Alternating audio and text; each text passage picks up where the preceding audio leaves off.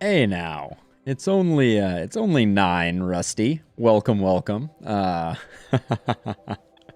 But yes, I am exactly 1 hour late and right on time for being an hour late. Welcome to the stream. Uh, yeah, RimWorld is a favorite of mine. Yeah, the start of the game can definitely feel like a bit of a chore, but yeah, I'm excited to get rocking and rolling here. So let's bring the game up and get into our world, which is a far cry from the early game. I've beat this game I think twice over in this particular game, and we have quite a end game colony. Oh, Rusty, not at all. No, I really appreciate the dialogue. I'm super excited that you were motivated to share, and I really appreciate it. So yeah, I'm enjoying it, and I'm looking forward to getting back into Darkest Dungeon in a few days. But yeah, for the moment, welcome to Turtle Haven. I believe is the name of this particular colony. And as is tradition, I will barely remember what's going on for the first few minutes while we let things play out. So, if I recall correctly, the last thing that we had happen at the end of last episode was we had two new paralytic Abasia folks show up, and we brought them in to hang out here. And Tony, in particular, is the father of one of our colonists, Kenta. So if we look at the social tab here, yeah, Tony's son is Kenta, and Kenta is a very controversial member of our colony because when Kenta first arrived, Kenta was quite reviled by me in particular. Yes, this particular RimWorld is quite a long ways away, Rusty.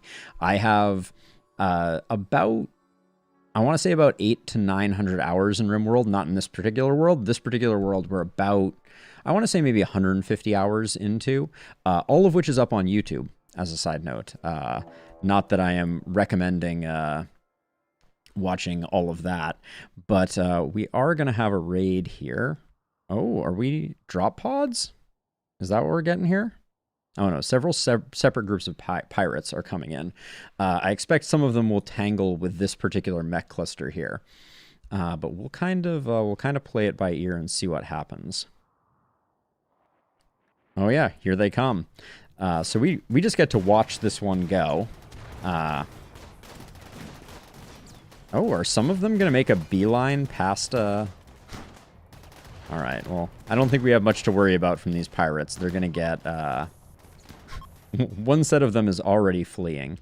That's why I like to leave these mech clusters here, because they do good work.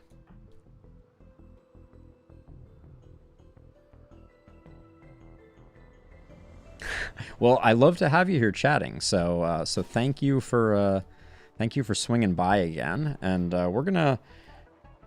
Oh, they're gonna blow up my mountain. Absolutely obnoxious of them. Well, we'll be ready for them when they do, but... Let's see, let's get you here, Mule, let's get you here. Beavor can come out, and Amboss can come out. And now we are, Alright, that was about as anticlimactic as it gets.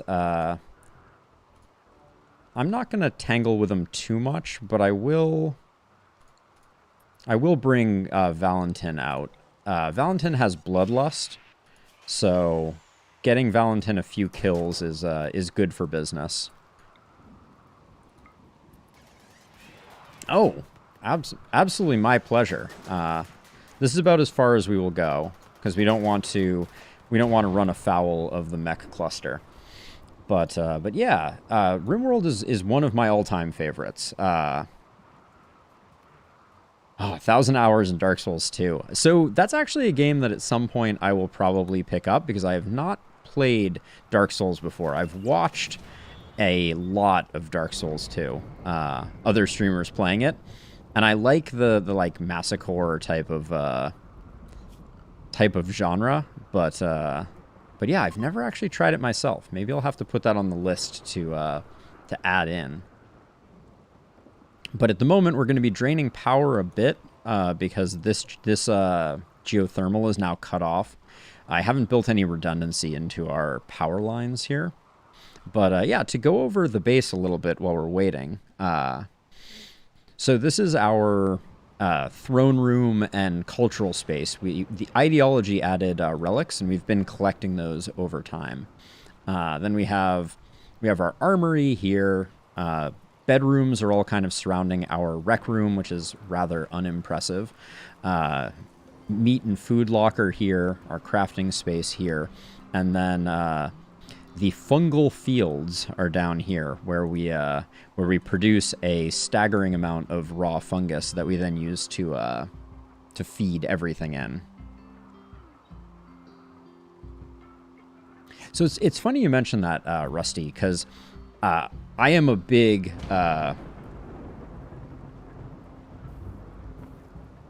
first or third. I heard that the middle one is kind of the redheaded stepchild, Stefan. But yeah, I think that I definitely got my interest in streaming 100% came from the fact that that was the primary way that I was ingesting content myself. Like, I just loved watching people stream games. And so eventually I had an interest to kind of do it myself. Evacuation, welcome. And thank you for the follow. Doing well. I seem to remember I think your icon looks very familiar. I think at one point we talked about you offered to kind of help me out with some graphics or something like that. But this stream just started, and I've been streaming for a bit over a year now. I started in November of last year was when I first began streaming, and I took a brief break. My background is different because I'm actually on the East Coast at the moment, taking care of a family member, but I decided to take some time to still to stream, so I've been streaming a little on the side, basically. Yeah, but things have been going well, and I've been having a lot of fun. So Rusty, I'm pretty old as well. I turned 40 earlier this year, so I feel like an old man myself. But I try to keep hip to what the kids are doing as best I can.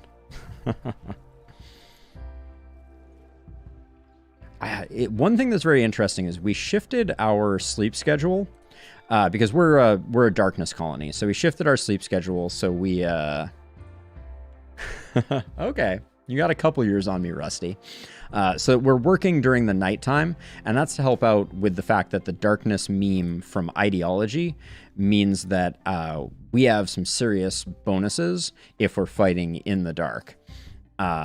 So I've been trying to take advantage of that, but that also means that our army of bears, all 51 of our polar bears, are now sleeping during the night and operating during the day. So we have this kind of like split shift thing going on in the colony where animals operate during the day and we operate at night. Obviously, we have a couple sun blockers that are preventing it from ever not being dark on our home turf. But when we venture out into the world, we aren't always within the realm of this sunblocker, and so it helps to have changed our timing so that we dispatch at the beginning of our day and are not tired when we get there.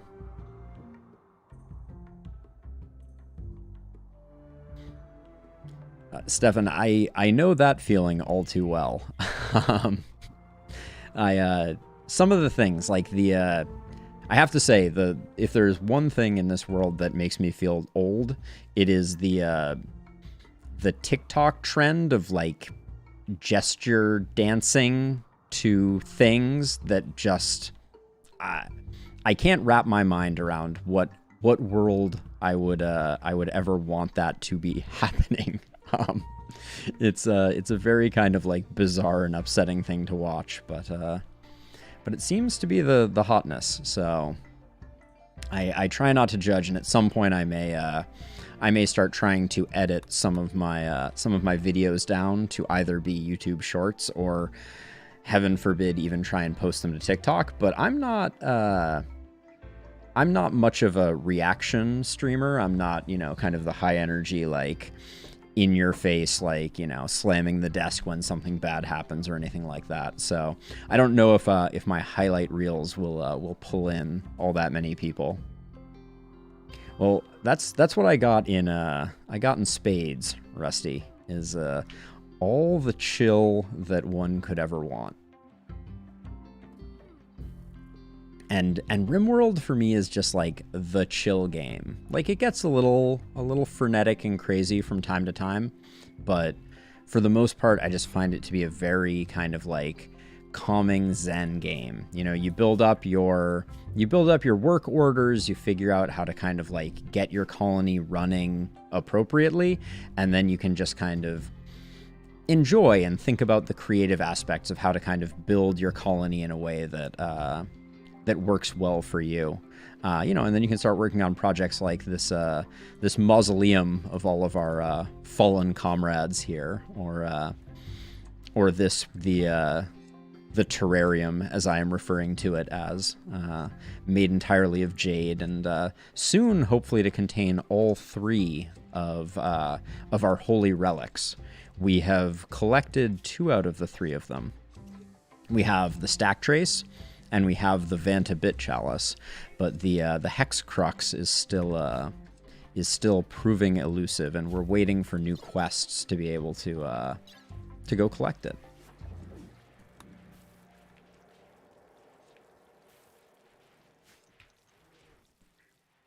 So I think that's the Rusty. I think that's the transition that happens, in my opinion. I'm by no means disagreeing with you. I do think that there's a micromanagement aspect to it.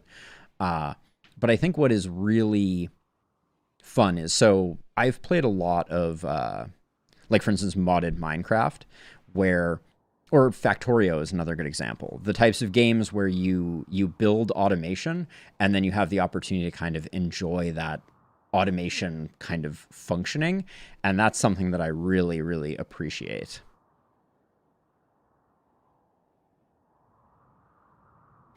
Oh yeah, Stefan, that is like an archetype for a building style that I really like, and I've seen some people pull it off a little successfully, like the small buildings, kind of, like medieval hamlet type of vibe. Obviously this is not that. This is like, large compound. We have our kill box. We have, relatively sizable perimeters that are kind of like protecting us. But I do find that, especially at the higher levels of difficulty, RimWorld really punishes that sort of design, the disparate design. You really need to do a little bit of AI manipulation to be successful, especially as the difficulty levels mount. But yeah, I see the message that you just dropped in the chat, Stefan, and I kind of agree. Like, I think that combat can feel a little micromanagey, but once you start to build the systems to automate things, that's kind of the beauty of it, is, I can be kind of here waxing philosophic about the, anything and everything random, but for the most part, my community that I have built up over time is kind of operating, right? I don't have to tell my people to treat the flu of all of these polar bears, because I've created the prioritization and the work orders in such a way that, the community kind of goes about its business. And then every once in a while you have to do things. One thing that is kind of like a funny aside. So all of these polar bears that we have were born of 2 polar bears. So like if I grab a random polar bear here and pull up its social, we will almost inevitably find Lolita as the grandmother / great-grandmother of nearly every one of these polar bears. And that is because we started this colony... we started this colony with only 2 polar bears, one of which is Lolita, who is 23 years old. Yeah, Minecraft is a bit of an acquired taste too. I totally get that. That is another one of those games that I am just absolutely in love with. But yeah, so Lolita and our other polar bear Nanook were the 2 polar bears that started out the polar bear explosion that we are currently experiencing and have come to rely on. And Muggs here was a raider that attacked us from the Devil Outlaws, which is one of our pirate factions. They are our pirate gang. And Muggs fired a Doomsday rocket launcher, which is a rather massive incendiary device at Nanook, our polar bear, and evaporated Nanook, the father of most of our polar bears, at least initially. So that was rather sad and heartbreaking. So I decided to capture Muggs, make them a prisoner, remove their legs, and have made it a point to make them as absolutely miserable as I possibly can, for as long as I possibly can. And I've kept Muggs alive for... Let's check really quickly just to see. Yep, for the last 4 years in this colony, Muggs has been living in a hot room surrounded by debris near the fungal fields. That's one thing I like about RimWorld. I do enjoy that it can bring out a little bit of the sadistic nature in folks, for lack of a better way to describe it.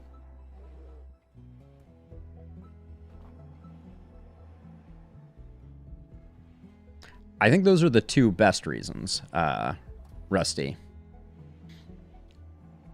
And yeah, Terraria is a game I've played as well. Terraria to me is kind of like, is very Minecraft-esque. I think the 2 have, an insane amount in common, where Terraria has more combat focused, and I think Minecraft is a little more creativity focused, is kind of like the way that I would split it up. Terraria has amazing boss fights, and I've kind of played through Master Mode once, never while streaming, and that's a game that I would love to pick up as part of like a collaboration. I have a few other streamer folks that it would be kind of fun to set up something regular with and do like a Terraria world with a couple of people. I find Terraria single player to be a little less engaging. Asuka's attack work. So let's see what we have here. So the Exodus Empire wants 8 soldiers to carry out an attack.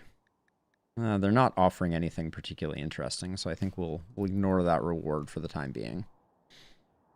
But yeah, I find building much more rewarding in Minecraft. Like the 3D aspect of it, I think is very satisfying. And then I think, yeah, we're gonna get a good engagement. Oh, maybe not. I think we're gonna have to fight these ones. So they're breaching. So they're probably gonna blow this up again. So I guess we just head out and get ready. Oh, they blew up the one last element, so we're gonna get a mood bonus from that. I guess that's nice. Oh, wait a second. Holy cow, that's a lot of grenadiers. Yes, Rusty. So on my channel, if you're at all curious, there is maybe 150 episodes of me playing a mod for Darkest Dungeon 1 called the Pitch Black mod, which was actually made by a person who later went to work at Red Hook because they recognized the quality of this guy's modding. And Pitch Black Dungeon was just like Darkest Dungeon, but made intensely more difficult. And it's a great mod.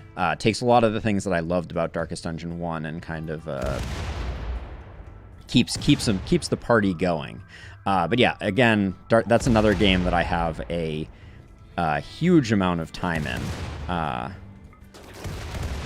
Okay, so now we're getting... They blew just a massive hole in our defenses. And I want to be careful that we don't get...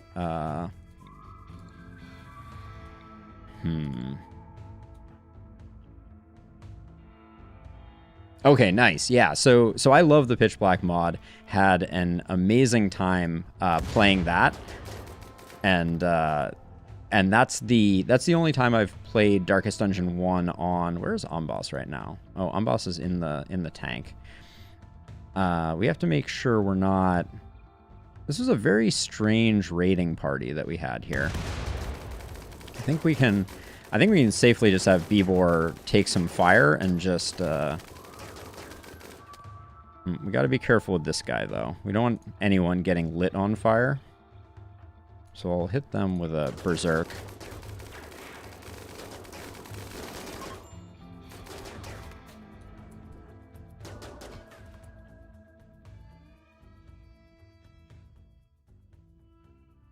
Yeah, so I have... oh, here, actually, let me just check in Steam so I don't talk out of turn.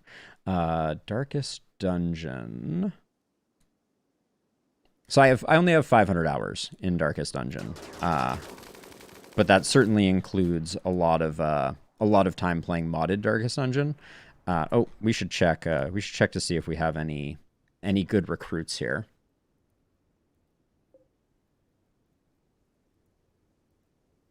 Dang, we got some serious Darkest Dungeon players. I love it. I guess that's no surprise. Ironwold and Kind is nice, but their skills are lacking. Let's see how happy are you, Valentin? Okay, so Valentin's got their 5 killed someone buffs. So let's have Bibor. Bibor's only killed 2 people. So I'm going to have Bibor take these ones out.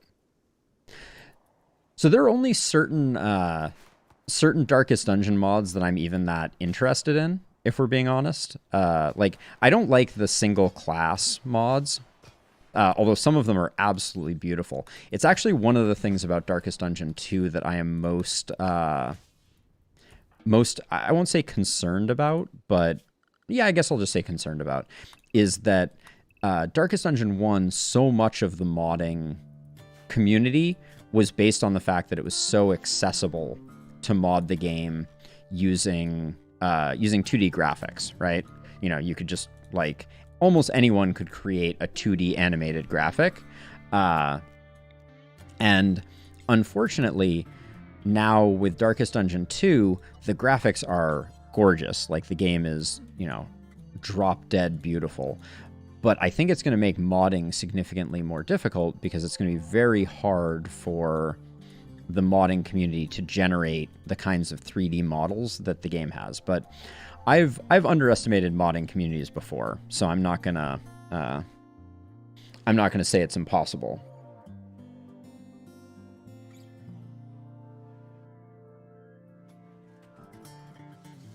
So I really like the first season of The Witcher on Netflix, and I've never played the games. They're on my list too.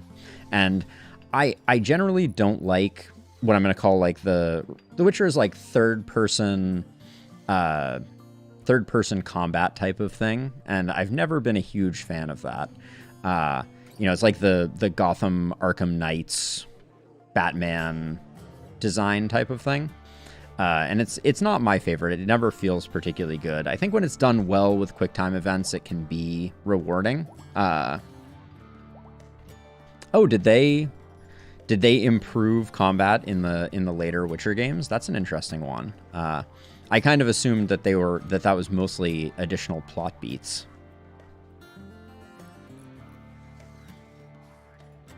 But at some point, I would really like to play The Witcher, and I certainly like the universe because, yeah, my girlfriend and I have been watching watched The Witcher season 1 and like binged it, loved it, and now I'm stuck on the East Coast, so we're gonna wait to watch it together at some point in the future.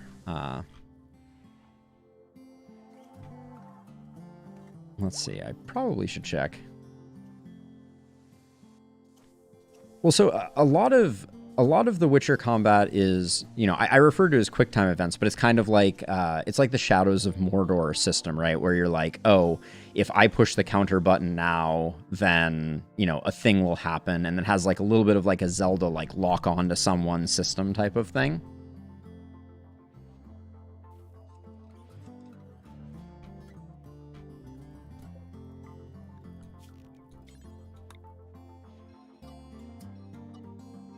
So as a counterpoint to my argument that you don't need to do micro, I do micro these zones for forcing our polar bears to move things.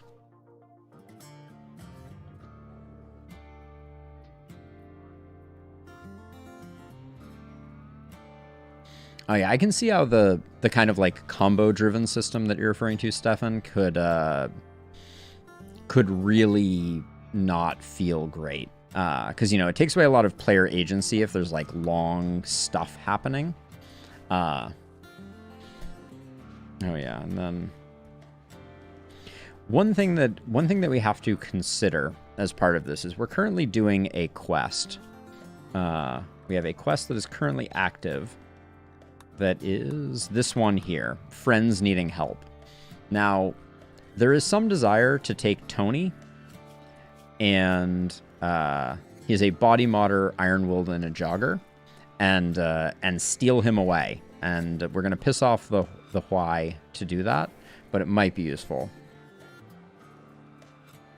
because I'd like to have another combat person, another melee character, and Tony has pretty good stats for that. Decent melee, and then Ironwold, jogger, body modder are good, but not great. I'm starting to talk myself out of it. If Fletch were here, then I think he would strongly advocate for Kenta's father joining the colony. We're doing a good job working our way through the insect meat that we have.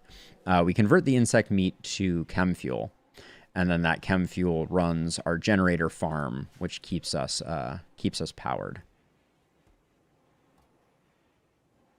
This part of the... I feel like this didn't used to be this way. I'm not sure why it's so dark over here, but I'm going to add a couple more lights.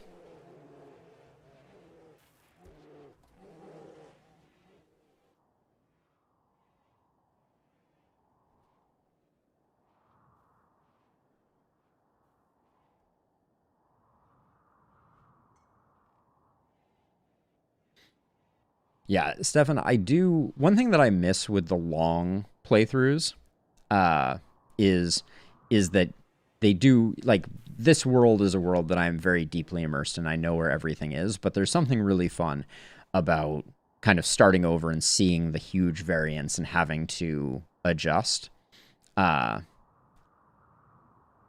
the randomness of the world and kind of adapt and make do. I think that's really fun. The thing I always found frustrating about Darkest Dungeon 1 was I always found the roster size to be way too limiting. That is the one guilty pleasure that I had in my Pitch Black dungeon runs, was I did eventually increase the size of the roster. Hey, you two, stop fighting. We will Word of Serenity Morrison. Sorry, Morrison. I'm sure you didn't start it, but... In fact, let's take a look at that really quickly. So what happened here? So Morrison compared Bieberox to a grasshopper. This drove Bieberox into a rage, and she began a fight. All right, so I'm going to blame Morrison. It was a 50-50, and I think I made the right decision. Bieberox, using her left fist, expertly bashed Morrison in the torso. Morrison, using her right fist, professionally slammed Bieber on the torso. Bieber beat Morrison in the left leg, etc., etc. Glancing blows, hit to the rib cage, etc. But we'll put Morrison there, and Bibor apparently got done with her fight and immediately just went to the harpsichord.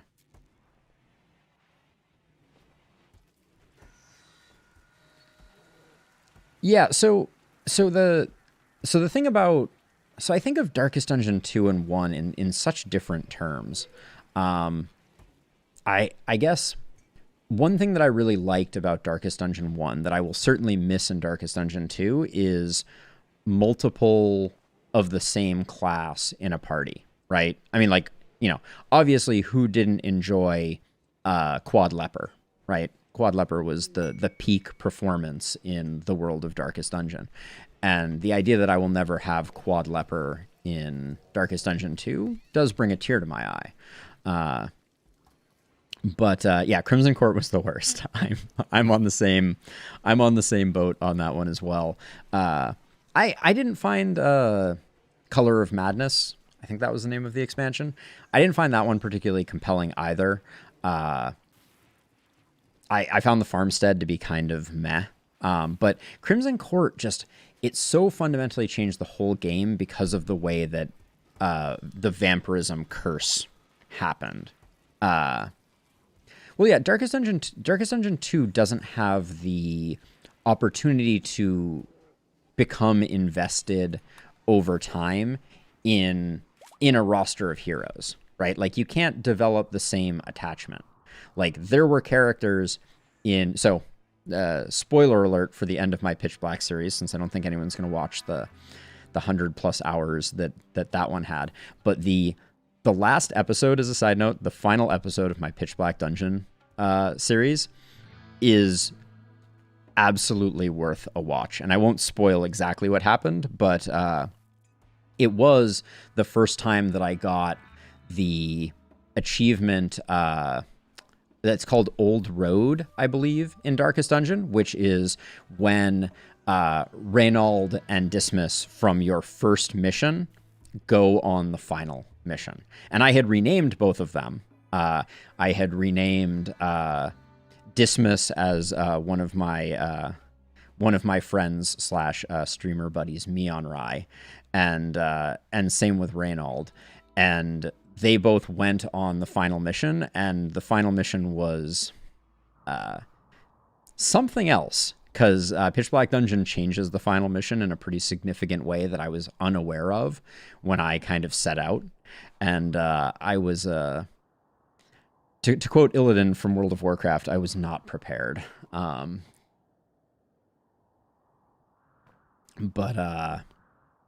yeah, that was probably the coolest single moment that I have had in my YouTube streaming time. That was like just kind of an incredible thing. Oh, Bangs made a flak vest. Yeah, so I have always, so there's a couple things. Like, generally I think that the primary lesson to be learned in Darkest Dungeon 1 is that your characters are expendable. So this is kind of like, this goes back to my philosophy of what I think was so brilliant about Darkest Dungeon 1, is that the ancestor is, kind of like, oh, you shall know the tragic extent of my failings, and like, tells this story of how he became more and more corrupt and, was murdering maidens and drowning them in pools and whatever else. And I think that the game innately teaches you to become that sort of twisted, evil, macabre entity over the course of it, because I think that the winning strategy for Darkest Dungeon 1 is you throw level 1s at missions totally under-equipped, let them all die, discharge them, rush getting the stagecoach upgrades right off the bat, and then rinse and repeat that until you have like a huge bankroll, and then use that bankroll to invest in being able to level up characters and actually provision them appropriately. But you always have that engine of just sacrificing level 1s to kind of like build your economy. And to me, that's a very heartless way to go about it. And then once you start playing a bit more, you you start to then spend that money and invest and get attached in other characters, obviously, in order to kind of beat the game, because you need to get to level 6. That's a huge time investment, etc. But as a result, Dismas and Reynald always, were just like cannon fodder in my early game strategy of just sacrifice everyone.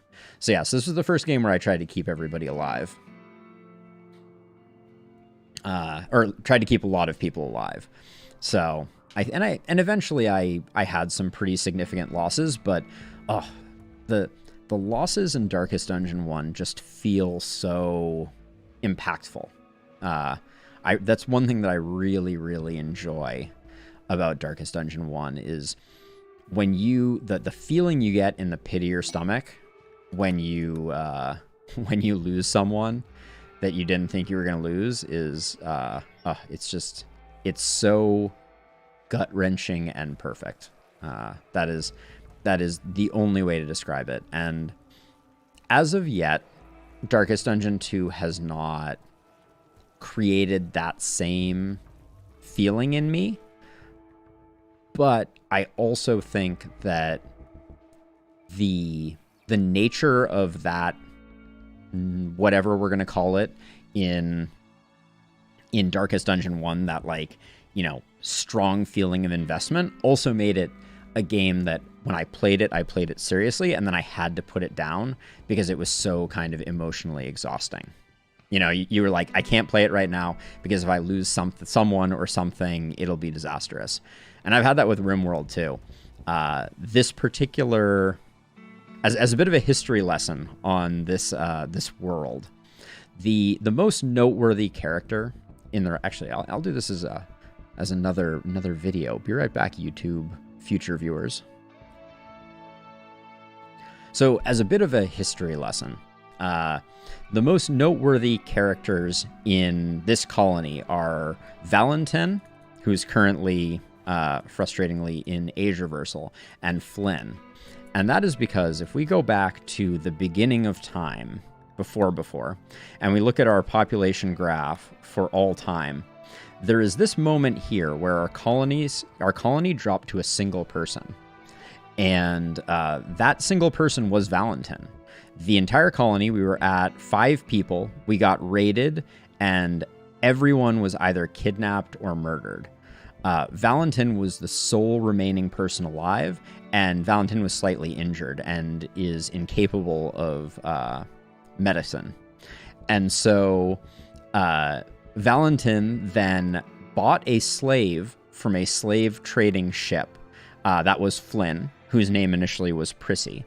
And Valentin and Flynn single-handedly rebuilt the colony and got us all the way up to the 14 members that we are currently at, and wealth that is approaching 1.2 million. So Rusty, on the topic of age reversal, so this is a new thing that was added in ideology. And the story of RimWorld is that it was primarily developed by one person. His name is Tynan Sylvester. And he doesn't describe RimWorld as a colony simulator. A lot of people describe it as a colony simulator. But he describes it as a story generator. And so his idea is everything he wants to be building a story of like what's happening, what's going on. And so as Tynan has added expansions, he's added kind of like really fundamental changes to the game. And the most recent was the creation of what he calls ideologies, which are, you can think of them as religions. And so ours is Tektugaism, which is a portmanteau of technology and Tortuga, of all things, with an ism thrown on the end. But you select a set of memes, and the memes kind of define what your religion or your ideology is all about. And the transhumanists demand age reversal. So if we look at the description of transhumanism, I don't know if we can do it here, but they require age reversal. You can see that like 25% of the way down this. They required precepts are sleep accelerators, neural superchargers, biosculpting, age reversal. They eat nutrient paste and they love body modification. So these are all things that affect our colonist's mood. So if I grab Edie, for instance, and we look at her needs, somewhere on this list, she has a lot of things that are really going nicely for her. But in here somewhere... Oh, actually, she needs more artificial body parts because she's at 0. So transhumanist synchronized means that she has... Oh, well, she has body modder enhanced, which... Oh, I didn't realize. Is she a body modder? She is. Okay. So she's very happy that we've replaced a lot of her parts with bionic parts, and all of our colonists on a yearly basis get a year of their age removed. So, like, for instance, if we look at Flynn here, Flynn is 50 years old, but has biologically been alive for 69 years. Yeah, Rusty, thank you for hanging out. Hope you have a wonderful rest of your night, and come on back. I always love to have you. But and sorry I was a little late today. We could have caught an extra hour of hanging, but life intervened. But yeah, enjoy dinner. Let's see. So we need to slaughter a few geese here. We're slightly over indexed on geese. So Stefan, I'm curious about your RimWorlding. You've mentioned that you like doing kind of the kind of like small colony, ideally, you know, kind of disparate buildings for different things type of design. What are the other things that you particularly enjoy? Do you play with royalty and ideology? Do you play just the base RimWorld game? Are you big into modded RimWorld? What makes you tick in the wide world of RimWorld? Wow, we have a lot of Moltovs. And also, do you think that we should recruit Tony or not? I don't have a bedroom for him. That's my biggest reservation with inviting Tony to join the colony is I don't know where we put Tony. I'm kind of waiting for Edie and Green to get hitched, because that would free up a bed.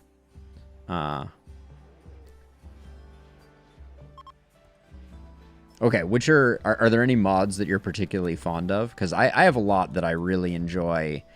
I decided for this run to not play any mods, because I think sometimes it makes the game less approachable for people who are kind of joining in. They're like, I don't understand, like, why can you do all of these things that I can't do when I'm playing? So I wanted to make it mostly approachable. Well, Room of Madness is definitely the darkest dungeon mod of RimWorld. For those who don't know, Room of Madness is like Lovecraftian horror, is my understanding. So you have lots of like, you got rituals that you can do. There's like eldritch monsters, I believe, lots of cultish type things, and just generally a lot of Lovecraftian shenanigans is my TLDR on Room of Madness. You and me both. I think that like Lovecraftian psychological horror space is just it's just fun.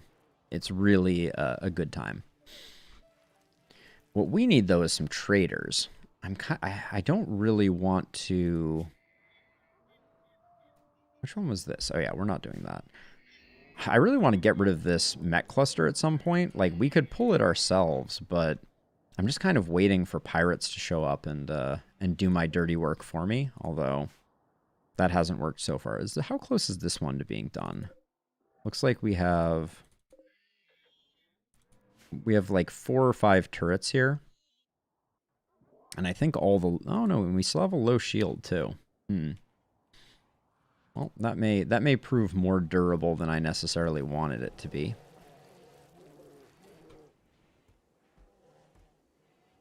But yeah, our polar bear army is fungus fed.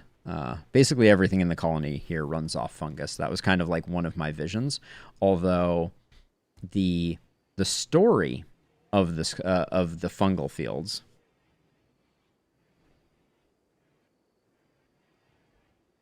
Yeah, the work from home world is a whole new world, as it were. Although back in the day when I used to commute in Southern California, uh, audiobooks were my best friend on my to and from. That and some podcasts.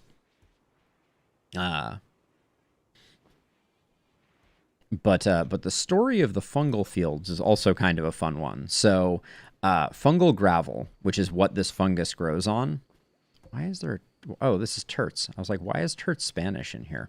Uh, I should, I guess, I should expand the animal zone so that terts can go home. Most of the animals have been irreverently named by people who have decided to watch the stream from time to time. Turt Spanish being one of them. Our 150-year-old cataract, bad-backed turtle who we protect with our lives because turtles are a venerated animal. Uh, but this, yeah. So okay. So fungal gravel was added as part of ideology, and specifically, if we look at the Awoken theory, I believe the tunneler meme opens up the ability. It unlocks the buildables fungal gravel. So in the ideology mods, certain structures can only be made by practitioners of that ideology. Another example of that I might be able to find is because Neolithism has the high life, it unlocks the ability to build the Autobong and Mindbend carpet. Mindbend carpet looks amazing, and the Autobong is exactly what you would expect it to be. But as a result, my colonists can't build the fungal gravel.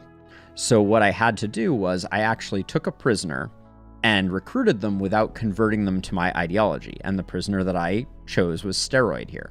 So Steroid, for the first many years of their time in the colony, spent that time building the fungal gravel fields.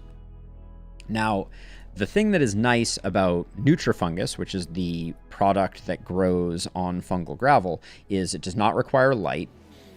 Oh, what is the shuttle for? Oh no.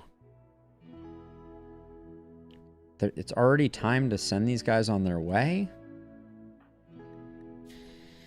Oh, we have to make a decision about whether we're gonna betray them or not. We'll pause for a moment. Actually have a little bit of time before I need to do that. But yeah, so fungal gravel is unique in the sense that it can be grown in the darkness, it can be grown underground, and because part of our base is underground, I was worried about infestations. And so this has proved a really nice honeypot for drawing infestations. That's why we have this melee block here available to kind of protect us. But because fungus isn't great for eating, but it's great for feeding to bears, and it is great for converting into chem fuel. So that's what we've done with the Nutrifungus, and we use the chem fuel to run the generators that run the base, and it also feeds our 50 plus bear army. So Stefan, I want to get your 2 cents on this. We have this relatively solid pawn. So we have Antonio Kefalu, who is the father of Kenta Lucas, and Tony, for short, is a melee pawn, which is nice. You know, I like having a handful of melee pawns around, and has 3 pretty exceptional traits for us. Body Modder, very strong. Iron Willed, very strong. And Jogger. You love movement speed, especially on melees. They also have a decent animal skill, decent medical skill. So they're not exceptional in terms of their passions and burning passions. I am tempted to betray the Hui faction in order to recruit Tony. And the other issue that Tony has is for the next 23 days, Tony will be suffering from paralytic abasia and unable to move. So I'm curious. I'm gonna give you the opportunity to make this call. Do we recruit Tony and betray the powers that be and fail this quest? This quest here, so we won't get a Psylink Neuroformer, or do we put Tony and Hugh in the shuttle, send them off on their merry way? Let me know. I will happily do either.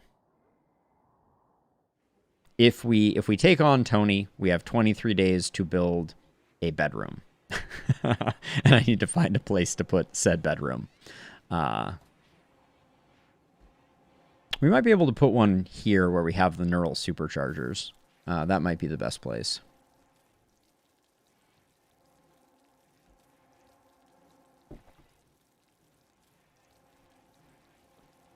Yep, I agree with all those things. So is that you? Greenlighting the betrayal? Because if that is, I'm down. Tony will be the latest member of our motley crew. Tony, father of Kenta.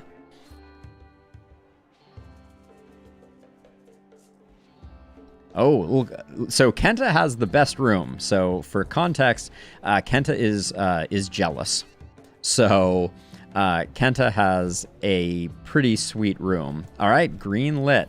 Okay, let's I'm going to take steroid and I'm going to carry Hugh to the shuttle, and then I'm going to send the shuttle and fail the quest.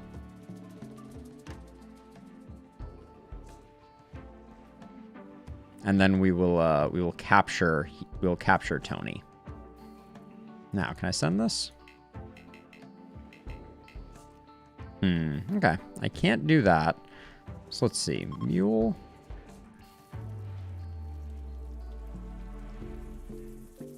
I don't actually know. I don't think, can we? Yeah, we can't do anything right now. So I should probably capture you. Wait. Why are people doing things with Tony right now? This is confusing to me. I think we found some weird thing.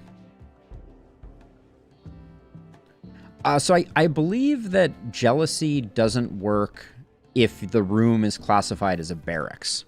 So Kenta needs to have the best room, and it needs to be only theirs. So we can try it.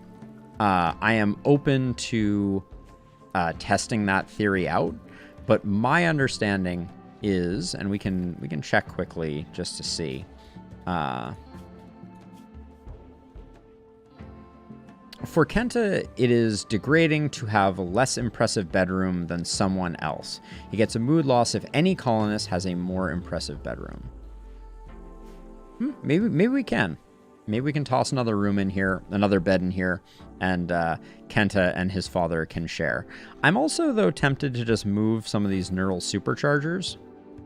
I think we could probably find a spot for some of them. Like, I could probably move 3 of them over here without too much loss.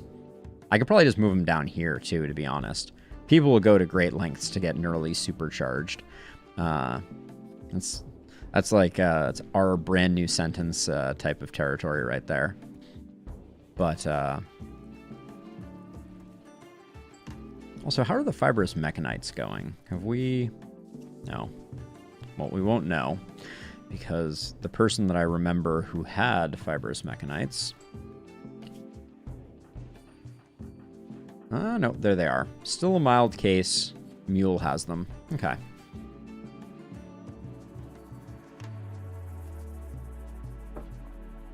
So I don't think we can capture Tony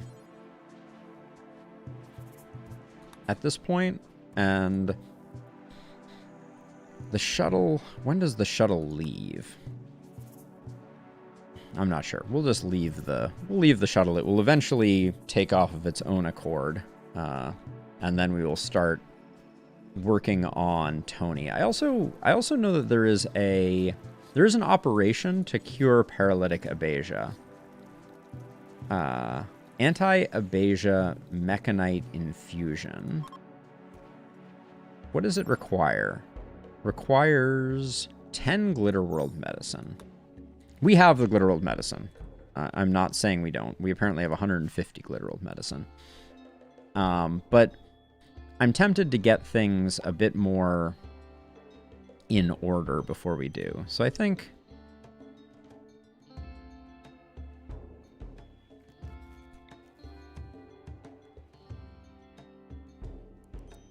we can put two of these here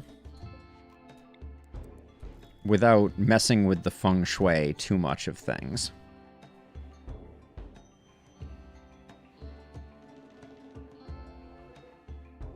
So fibrous mechanites do have a very interesting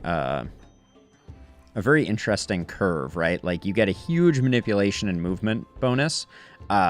It's really the rest fall rate that kind of kills it. Like the pain is a little annoying. It's not as bad as the other one, because there are always two. There's fibrous mechanites, and then there's the other long-term mechanite-based thing, and I don't remember what that other one is, but let's see. And then I guess we can put one here. So I think I've decided to put a bedroom here. That's kind of what I'm coming around to, and I'm gonna sneak some neural superchargers in the middle of things, tuck them away, as it were. I could probably put them in people's bedrooms, but I think they take up space, which makes the bedrooms less impressive. Our meat supply is getting a little thin. Who's starving? Oh.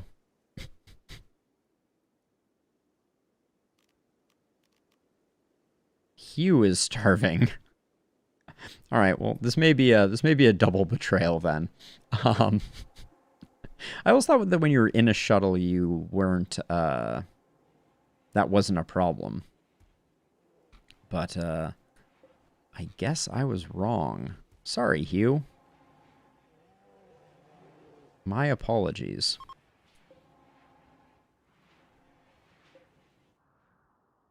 Thought I heard,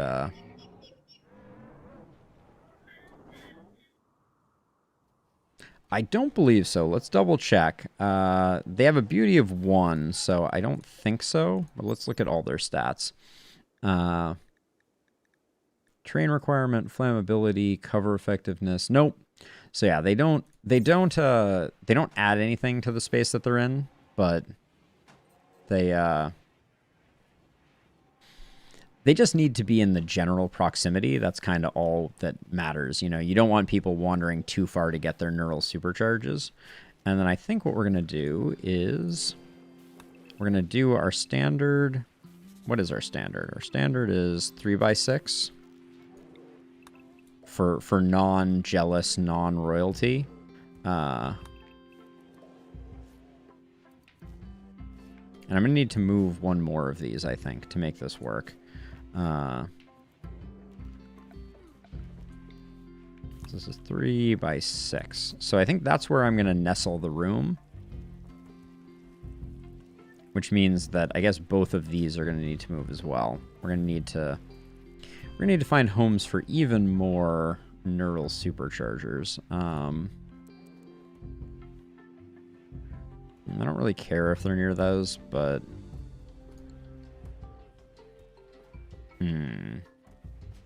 actually, hold on. I have a better solution.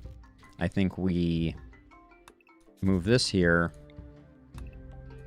Get rid of that? No, that doesn't help at all.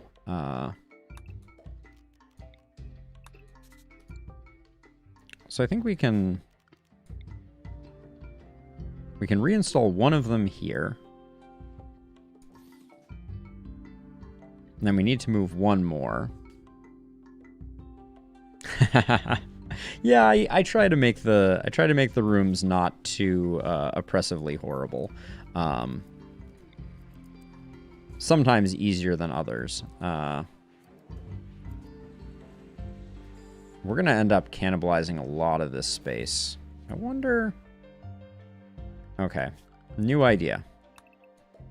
We have this room, and this room is a good shape.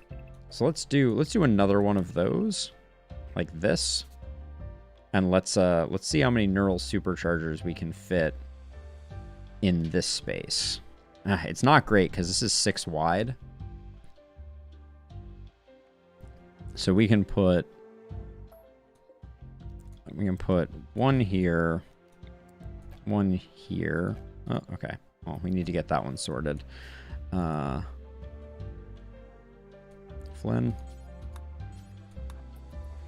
Let's get this show on the road. See what we can.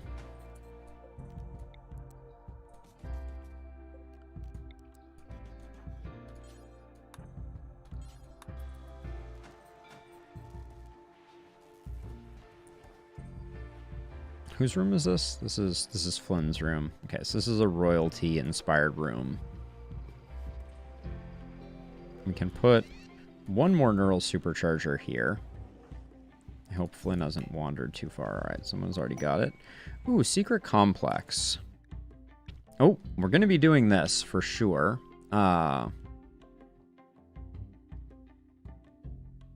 It's another computer hacking quest.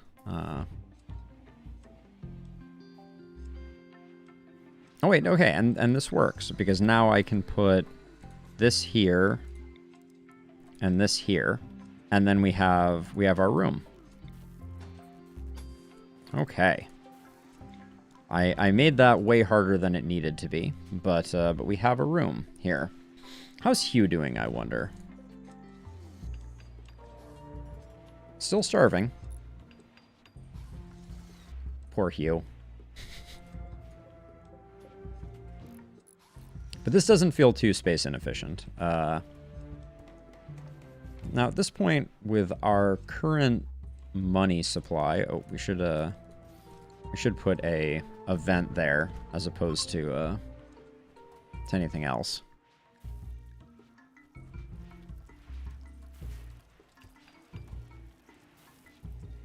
Now, I know I put Kenta on. Yeah, I put Kenta on working. Yes, yeah. So the quest variety, each expansion added quite a few different quest types, and so specifically this quest that we're looking at now, that we're going to do relatively soon, I'll accept it because we're gonna do it. Oh, it's really close. Holy cow! All right, we won't bother jump podding to this. We can just caravan. It's not that big a deal. Well, we'll probably still jump pod just because I'm lazy like that. But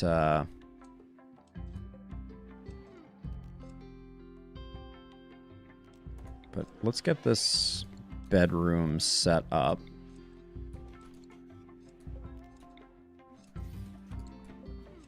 But yeah, these quests are for our relics, so they were added as part of ideology. Valentin, talk to me. What are you feeling right now, Valentin? You're not happy because the fibrous mechanites.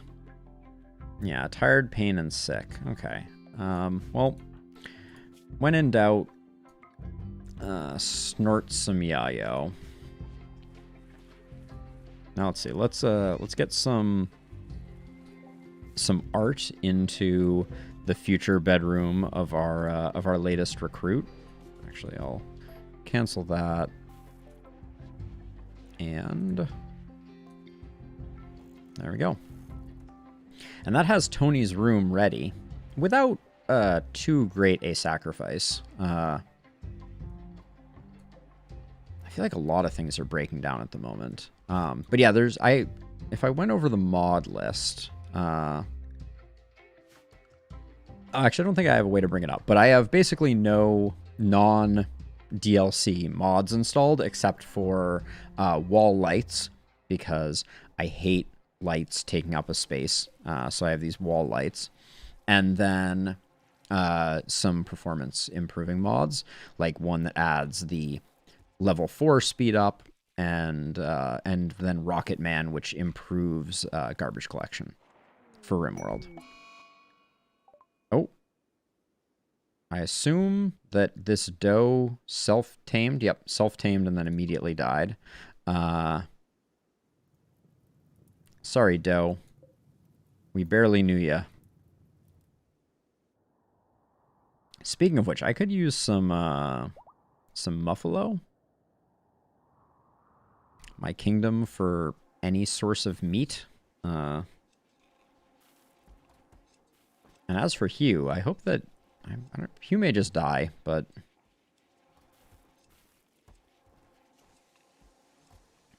You can't say I didn't try. Oh, and then... Actually, I want to check... Tony does not have the tribal background, do they? I think I already checked this. Yeah, that was one disappointment, is that Tony is not a tribal, so we're not going to be able to get free psi levels out of that. You killed Doe 1. How could you do such a thing? Oh, we got some harpsichord action. Nice. Kanto, what's your construction? 14? Alright. I may just let this one go, but I also may swap in Flynn. Flynn's only at a 15. Who is our best constructor, actually? I thought it was... It's still Flynn. Wow.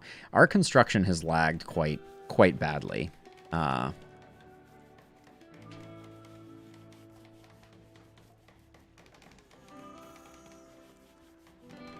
I might as well let Kenta finish. It's good bed.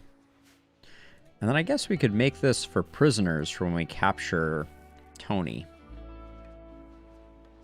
Because I don't really want Tony getting put up in our general population in case we decide to capture any troublemakers. Ooh, a mega sloth. I'm gonna go medical emergency. Hey, Steaks! How's it going? Happy Friday. Hope you're doing well.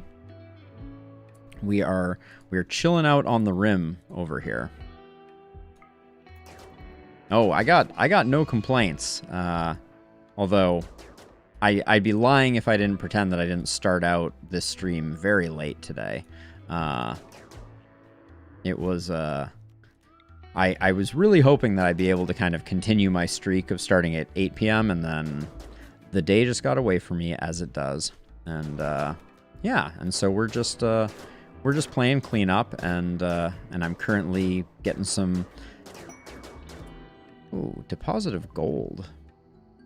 Oh, long-range mineral scanner, nice. Hugh's not going to be long for this world, if we're being honest. Poor Hugh. Side note, House, great show. Oh, wait, why is Valentin having a food binge? But why? Valentin wasn't... This is the first mental break we've had in a while. Oof. Valentin and Flynn are still not very happy. As I said, they were the only two colonists for a while. Fell deeply and madly in love, and then hated each other. Game called Thea. Alright. Hugh died because of malnutrition. And now Tony is going to get... Tony's going to get captured. For prisoners? Make it a medical bed, and then let's see if we can move Tony to that bed. No, tell me more. Is it new, indie, early access? What is Thea's deal?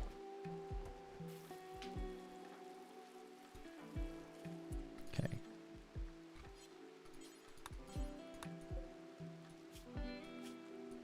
So we have them as a guest.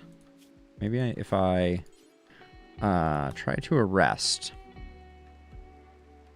So the person you're trying to arrest may not go quietly. If you arrest a non-colonist or a colonist from another faction, the entire faction may become your enemy. This arrest has a 100% chance of succeeding. Okay, let's just do it.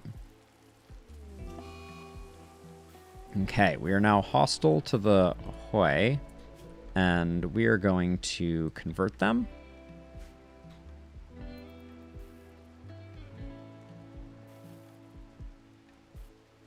Thea the Awakening.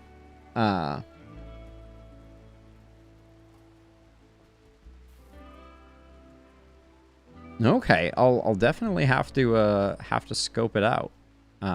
Valentin's back to normal. Tony is under our protection.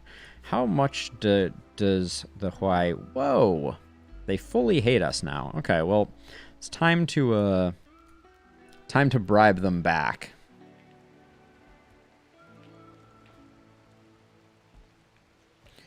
What style are we talking about? Is it actually, hold on, let me just do I can do a quick Google search. I'm capable of such a thing. Give me a moment here. Actually, while we're doing that, survival game. I like the art style. It's got kind of almost like a Civ type of art style to it. Okay, so what we're going to do is I'm going to send jelly. Let's just send them 1,000 jelly. That's I think that's more than enough.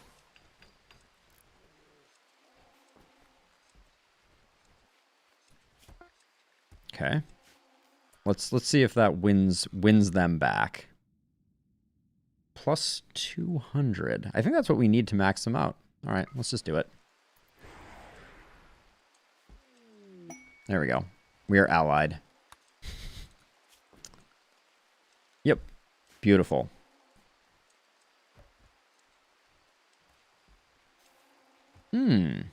That sounds really interesting, Stefan. Have you played it? Sorry if I missed that, but I'd be curious if you played that.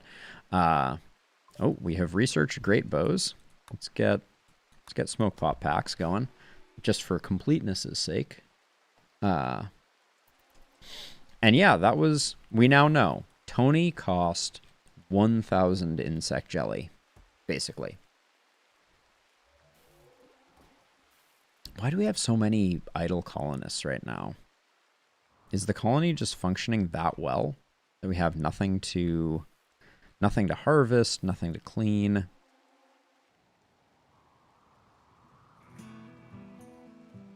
We could pick a fight with some mechs. But I feel like we're also due for a raid pretty soon here. Yeah, I would say so. Worker lending. Wants 3 colonists for 8 days. For basically nothing. Our colonists are far too valuable. Now, I don't think we can... It'll be interesting to see if we can actually convert Tony to Tektugaism while they are unconscious with paralytic abasia. It's an unknown, but we could cure the paralytic abasia. Ooh, is our locust armor done? So, okay, so good locust armor has 40% blunt, 100% sharp. You compare that to a good cataphract. The good cataphract is quite a bit better. I think we need really good locust armor to make it work, unfortunately.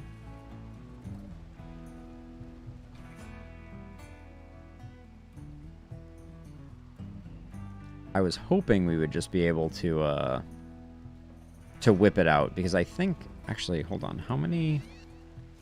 It does have 5 charges. Wow, that's so much mobility. The locust armor. It's quite surprisingly good. If the protection was a little better, I think I would go for it. But for melees, I just need the full protection. I watched a bit of Inscription, which I know is a mortal sin, because Inscription is such like a out-of-the-box discovery type of game. But it looked cool. I wasn't sold on the core gameplay. And what I mean by that is like the lane-based card game that all of the rest of the craziness kind of like revolves around. I just didn't find that part particularly engaging. The rest of the concept, the escape room aspect, all of the different characters, all seemed really cool. You know, the outside of the box nature of it. But yeah, the card game itself just felt like it lacked depth by a little bit for me. So that's why I did not necessarily pick it up. Which is not to say that I won't pick it up, but...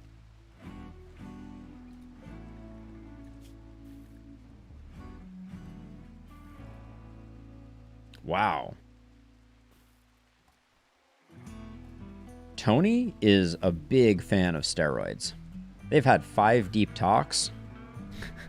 Despite the fact that I'm being held prisoner, I have a massive appreciation of steroid. Steroid is beautiful? Why is everyone idle? What have I done? People are on work. There's plenty of work to be done, I think.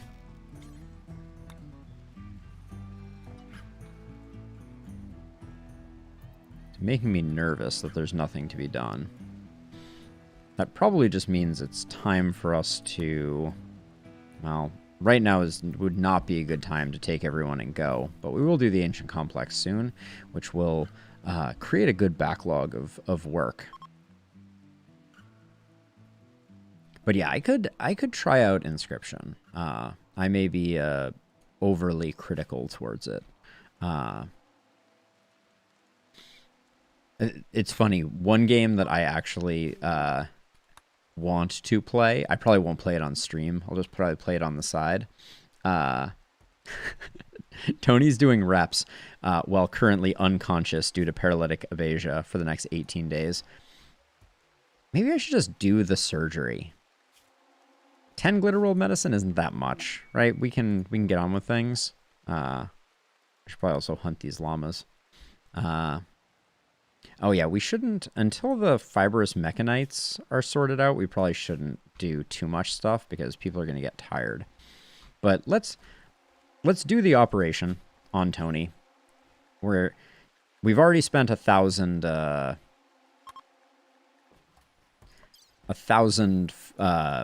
insect jelly, which is a disgusting amount of insect jelly as a side note. Here we go. Let's cure his paralytic aphasia. All right. Now we can start converting him over, and soon we will have Tony as a member of our crew. And what persona weapon is Tony going to wield is an interesting question.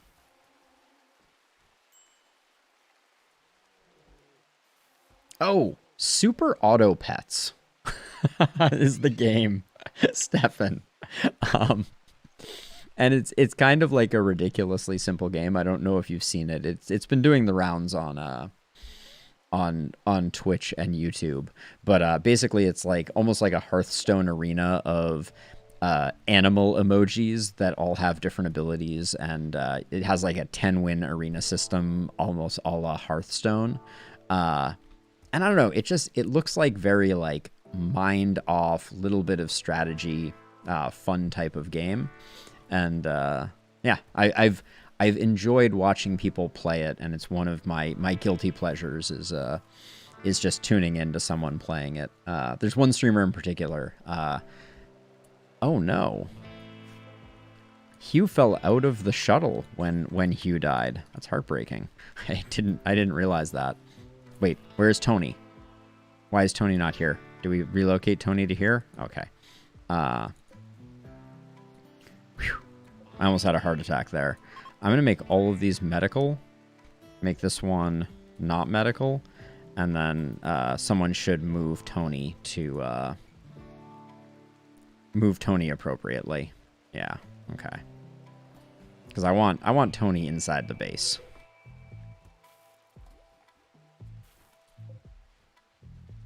Okay, 91% certainty.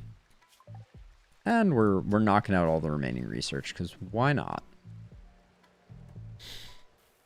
But yeah, so Northern Lion is probably absolutely in my top 5 favorite streamers / YouTube personalities. I originally got into him watching him play The Binding of Isaac. and he is so good at just talking, for lack of a better description. Who just got the flu? Muggs got the flu. Excellent.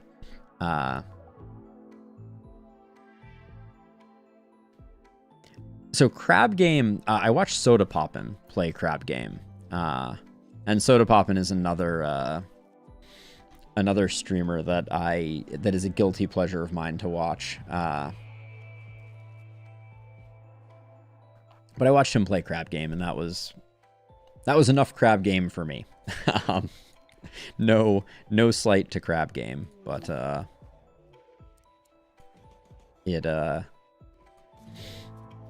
it's certainly like I can certainly see how it could go in that direction. Crab Game has a pretty big payment system in it, right? Like, if I recall correctly, like there's a lot of like loot boxy type of shenanigans afoot with Crab Game.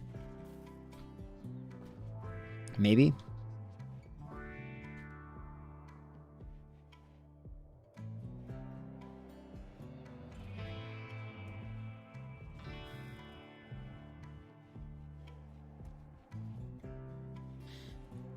I shudder to think how many joints we currently have. 500? That's not that bad. 500 yayo. Okay. We're doing an okay job. It's probably beer that is the most problematic. Yeah. Having 300 beer, it's taking up too much space. We need to sell it. Yeah, we're not doing this quest, so we can let that go. And we're waiting for the other shoe to drop. I think my... Yeah, okay, so yeah, tons of in-app purchases. That sounds about right. I mean, I think I legitimately, when I watched Soda Poppin play, I watched him drop like $1,000 on microtransactions trying to get some robotic crab, I believe it was, that he was just very fixated on. But hey, made for good television for the moment.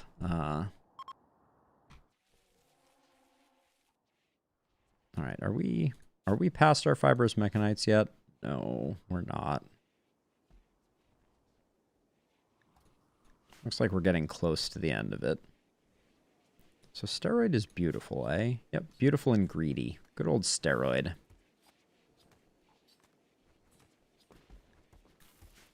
Good old steroid. All right. Battle stations.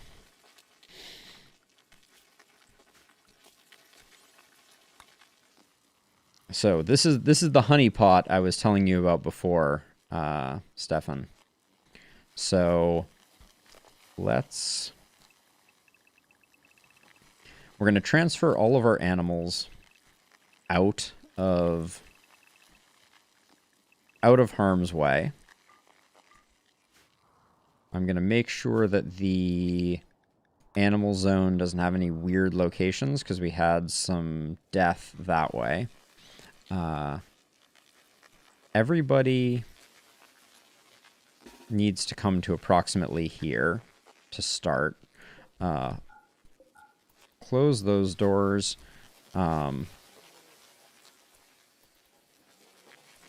Okay, let's do that. I think everyone's gonna be relatively safe.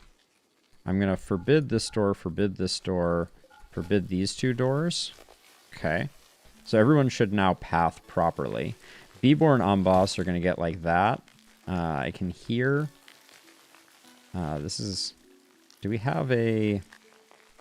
Infest non-active? So now I can get you there.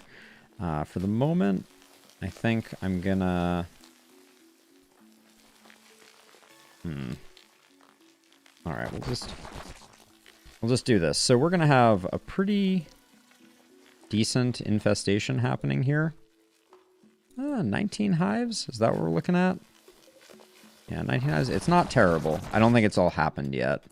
But we're gonna do this in waves. So I'm gonna take and let some of the folks go do their own things. And then I'm going to have white come out here and poke the bear, as it were. That will get...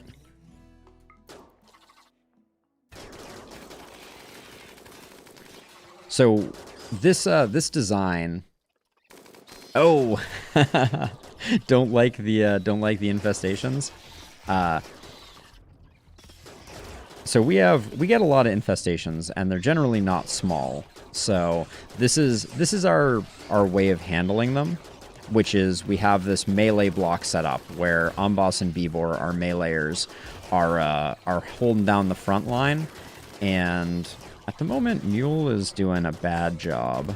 So I'm gonna have Mule go do other things. Sorry, the shooting is a little loud at the moment. Edie, I can see that you're doing something very foolish. I should have put everyone on infest only for the time being to guarantee that we don't end up very sad. But this is where we get all our insect jelly. This is where we get all of our insect meat that fuels our generators, etc. And as long as we keep people, 2 to 3 melee people in this choke point, we basically can just gun down all the insects without a problem. So given your dislike of insects, Stefan, do you generally play with infestations disabled? I would not blame you in the least. If infestations are just the worst, if you don't have a good plan for how to deal with them, they can just make mountain bases really not fun, which I really like mountain bases. So, but you can see this goes pretty smoothly for us when the infestations go well. We had an infestation that landed like right here. That was a bad time. Perhaps the worst thing we've ever had happen, though, worse than the infestation. Fear is part of the enjoyment. Amen to that. The worst thing I think we ever had was actually we had an infestation and our allies came to help. They brought Molotov cocktails. They ran in here and they burnt our entire fungal fields to the ground. It was absolutely gut-wrenchingly awful. It was the worst. Just watching this completely ablaze. It was... I can't express how heartbreaking it was. And such a mess to clean up. Such a incredible mess to clean up. So we're getting down to the end here of the infestation. As you can see, they go pretty smoothly. I don't like to move out until we get a few more of the Mega Scarabs cleaned up. Not the Mega Scarabs. Which ones? The Mega Spiders. I always think that the big ones should be called Mega Scarabs for some reason. But yeah, then we'll get all of these insect corpses moved into our auxiliary freezer here. We'll process them. Yeah, exactly. They were so the bigger danger. Oh, but actually... Okay, so I should say that happened once, and that was disastrous. But the actual worst thing that ever happened was I had a massive infestation quest that got offered up. And I was like, oh, this will be no big deal. Like, they're even giving us soldiers to help out, and they gave us a bunch of melee soldiers. And I was like, oh, this is great. I won't even have to risk my own team. I can have their melee folks... you know, be the ones that take the hits, basically. You know, makes sense. And that was a great plan that only had one minor flaw. And that flaw was that the meat shields in question had plasma swords. And plasma swords have a tendency to light things on fire. And then those bugs would turn around and they would run into the fields, and they would light them on fire. So we've had these fungal fields burned down at least twice now. All right, but we can leave this on fast forward. Our team is just going to mow down all of the hives, giving us even more insect jelly, making us exceedingly rich. Let's take half, go over here. Take half, go over here.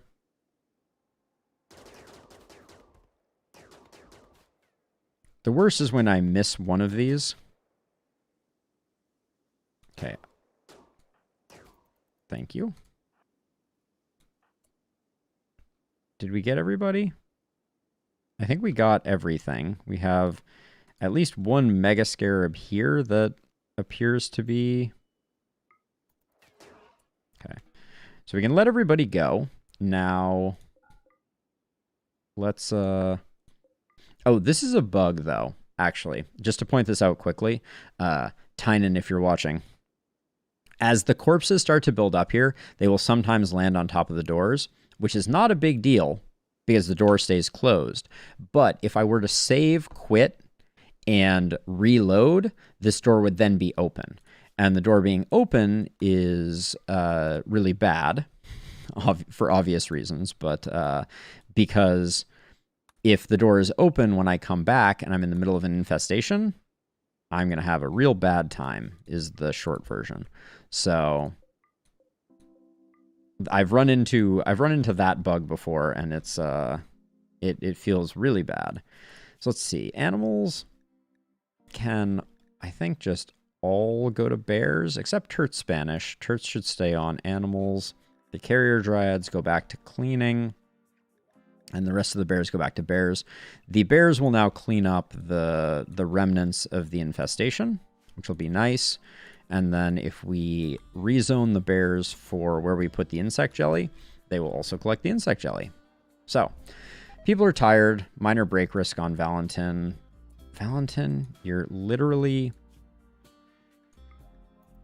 decided to take a nap in a doorway. Get with it, my dude. Omboss is looking sharp in only Devilstrand. Ooh, Devilstrand flooring and walls. That's interesting. Ideology did add drapes. I have some Thrumbo fur drapes here, and you can make those drapes out of Devilstrand as well. So, not exactly what you're describing, but I'm always a fan of more Devilstrand stuff for sure. And so overnight here, the bears are going to move all of the... all or most of the insect corpses into cold storage, which will in turn... ooh, we got a Mega Sloth up here. I only go ooh because it's a nice concentration of meat compared to other things. I'll probably kill all these alpacas too.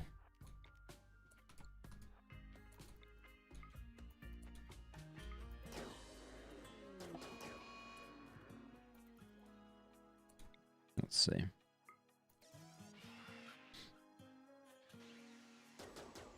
Hi, Bird H. I think you are. I think you're spamming, is my suspicion. But welcome, nonetheless.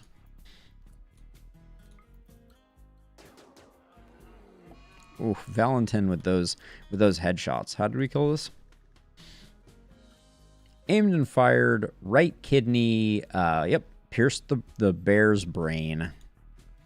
Never stood a chance.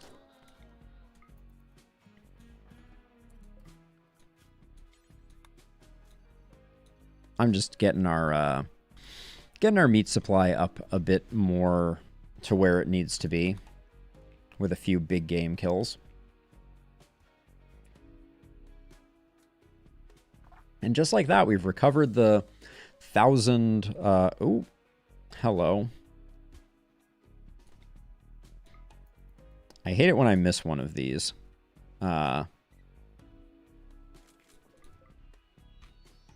Always feels bad.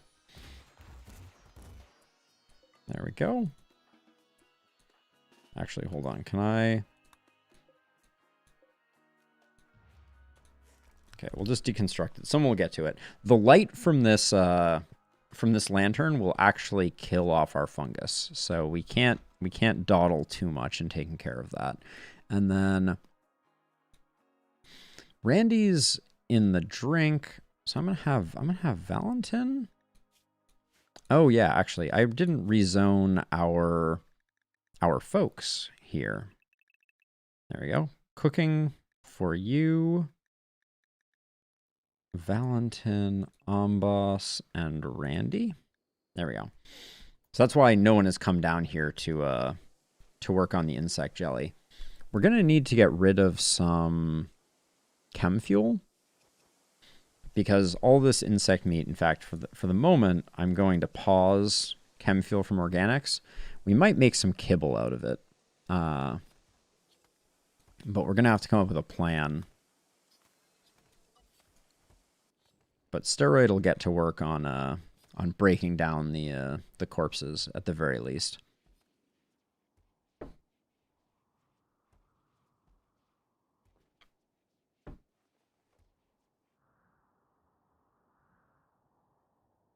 So that was our first event. We could still have a second one coming in here. So, oh, it's almost time for our Dark Fiesta. Speaking of Devil Strand, we're sitting on a fairly large surplus of Devil Strand, and I really need to sell some of this used clothing. We could toss it in pods and send it to the Empire. In fact, let's do that with some of it. Let's see. Let's grab all of those. All of those. Because I don't, I'm not going to be looking that closely for people to send our used clothing to.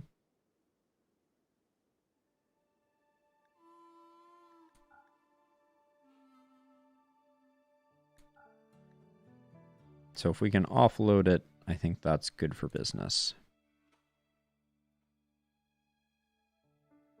There we go. We'll load that up. That will clear up some space also. Looks like we could have done cataphract armors too, but Scruffy has given birth.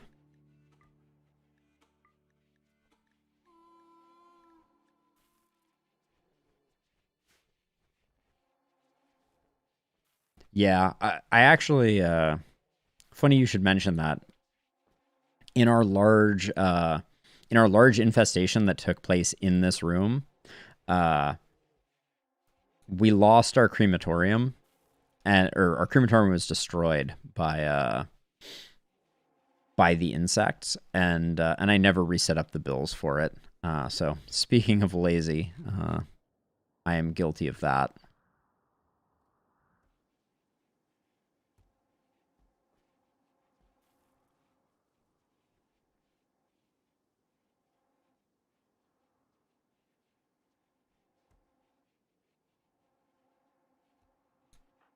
Have we gotten rid of fibrous mechanites yet?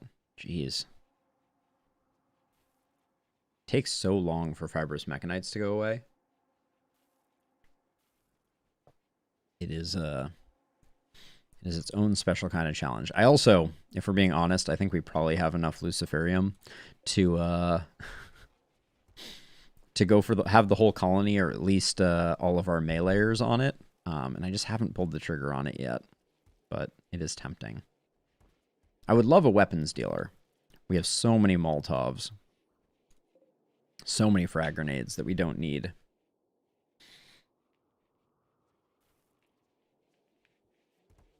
I really just like to keep 2 Molotovs and a frag grenade in case I need to do a burn in our... Oh. We have a raid. They're unusually clever, which is good news for us. Because unusually clever means very, very dumb.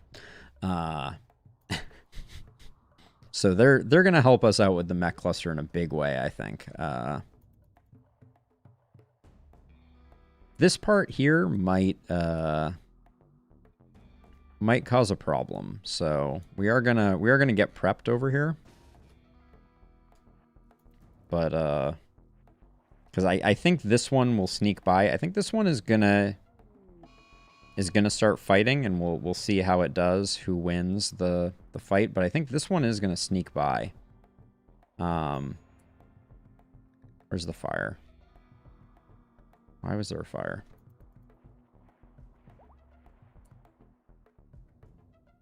Okay, wait. They are unusually clever. Looks like maybe they're coming in over here instead. Yep. Okay, so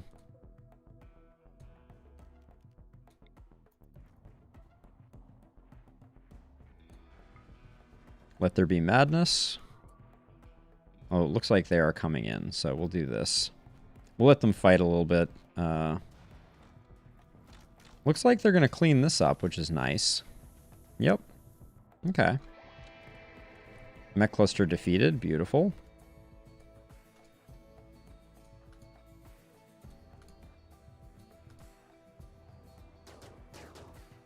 Tribal raids are generally pretty much a slaughter. They don't stand much of a chance. They have neither the armor nor the shields to pose any real threat, so we can just kind of mow them down. I feel bad for preying on their primitive nature, but this, on the other hand, is going to be a slaughter. I don't think these mechs are going to take too much abuse, or just because this low shield here is just so good. It's just going to protect them so well. And we're just gonna let the bodies hit the floor here.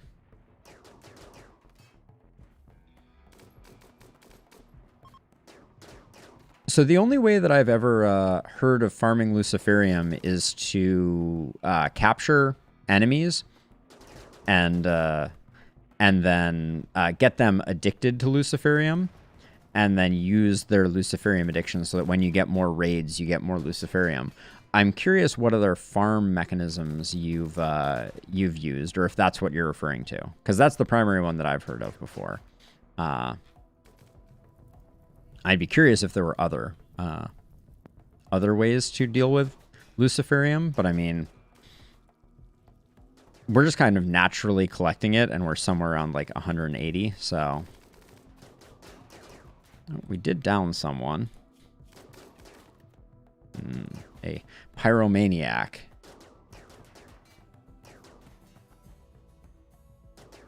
And these ones are gonna turn around and run pretty soon. Oh, yep. All right. And I'm gonna let them go. I'm not gonna worry too much about it.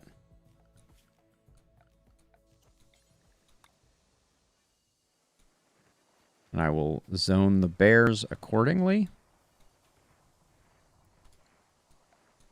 And the bears will deal with it, and yeah, the mechs will do their worst. Are either of these worth saving?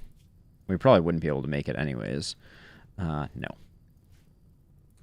Poor Mega Sloth. Caught in the fire. Oh, this is done. So let's send this to the Empire. It's only worth 28, but frees up inventory space. Okay, so that was 2 in a row. So we're now relatively safe due to Cassandra being relatively predictable. So given said predictability of Cassandra Classic, now is the time for us to do the Ancient Complex raid. This one here. We have 4 terminals to hack. We're going to hope for relatively little resistance, and we'll wait until tomorrow. And then, oh, nice. Okay. We have 2 that we can deal with. We have a worshipful village. Man, and they're putting them so close together. That's great. Randy, talk to me. Why are you so bummed out? 8 without a table. That'll get you every time. But yeah, we're starting to overflow in here a little bit, so I'll probably do a burn in here. Maybe not. How's our meat supply? Still okay. Ooh, wiping on a shoot frenzy is good. Okay, so everybody's sleeping, and when they wake up, I'm gonna do the worshipful village first, just because it's trivially easy.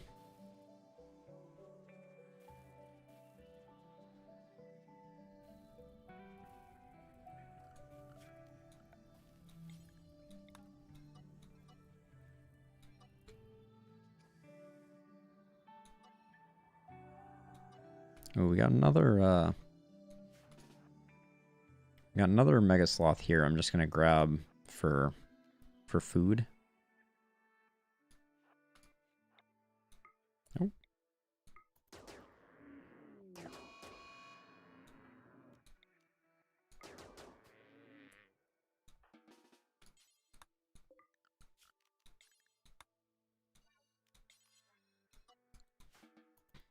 And let's see, what's gonna be our squad for worshipful village? I think if we do, how many can we fit in 3 pods? 450 kilograms worth. We can bring Elliot, Green, White Valentin, Ombos, Bebor. We can't quite fit all of them. We could leave. No, we want more people. All right, let's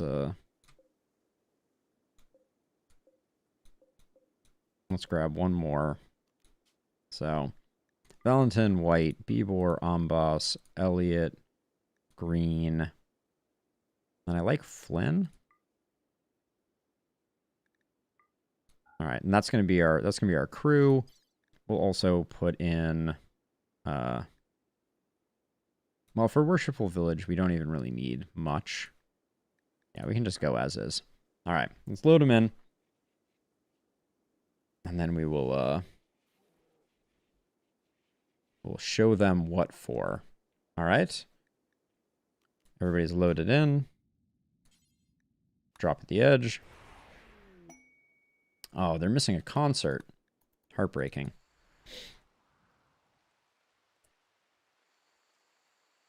Oh, what a crew. We have Shark. We have Narwhal. So many good people. They're going to be lost on this day.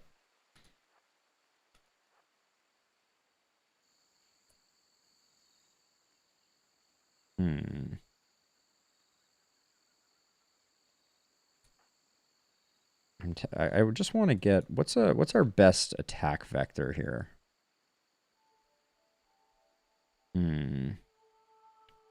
This ruin might be pretty good.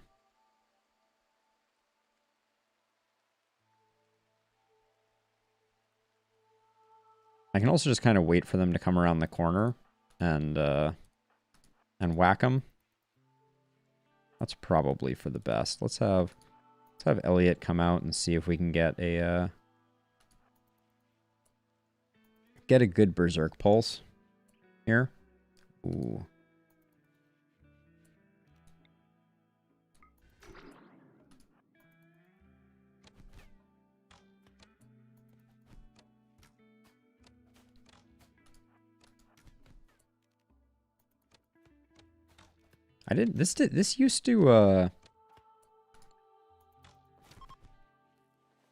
This used to make them hostile, and it doesn't anymore, which is interesting. Okay, that made them hostile. Got it. Get out of there, Elliot.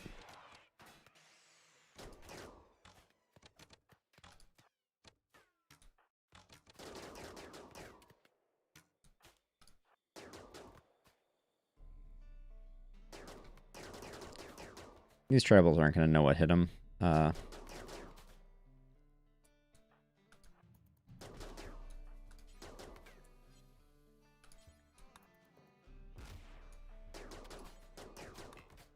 I almost feel bad. Oh, hello. Uncool. Valentin took a nasty hit there that was completely unnecessary.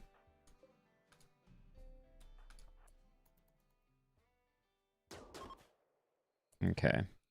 We'll give Bibor this last kill here. Have green go hack the terminal.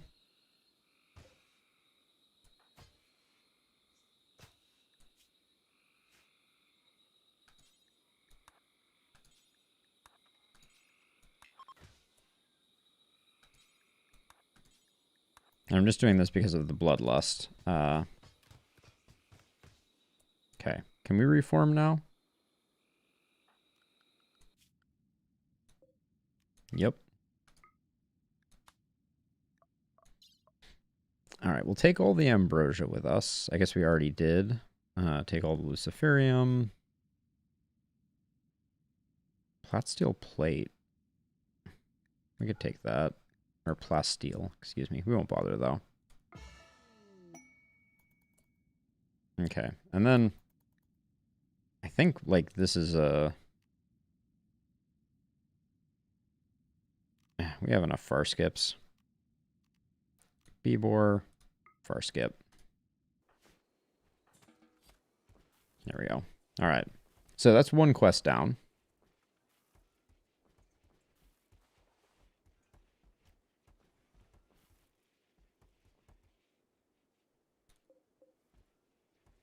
That's the easier of the two.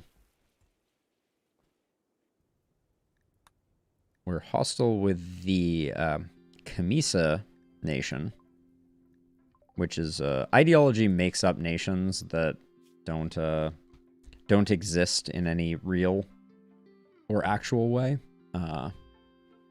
So that's what the Camisa nation is. So they did work on this. This is gone, and we do have this low shield pack that we're going to be able to. Wait, Mugs. What's wrong with you, Mugs? Oh, good. You're just suffering. That's all that matters. Few things matter in this world, but Mugs' suffering matters.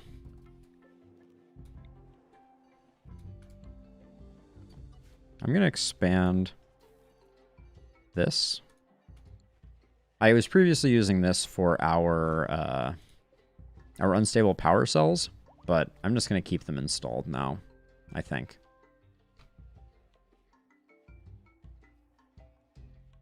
Okay, Valentin is fully healed. So maybe tomorrow we will immediately... Oh, Royal Tribute Collector. We have no slaves, so we're not gonna do anything with them. It makes me wonder how Tony is doing. Jeez, it's taking us a long time. We could do a conversion ritual, couldn't we?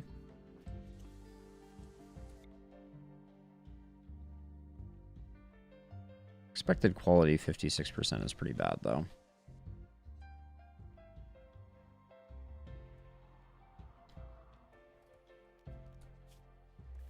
Now I want to see... Search for the artifact. We're at 2 of 5. That's pretty good. And we have one left to do, which is a secret complex, which are my least favorite. But maybe tomorrow. We had a lot of bug corpses rot. You hate to see it, but...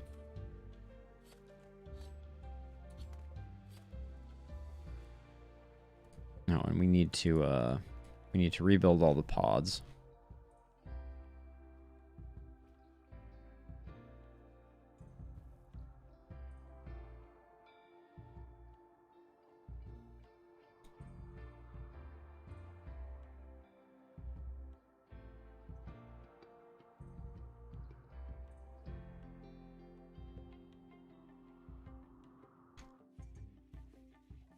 Yeah, Tony... Oh, it's Tony's iron will that is part of the problem here.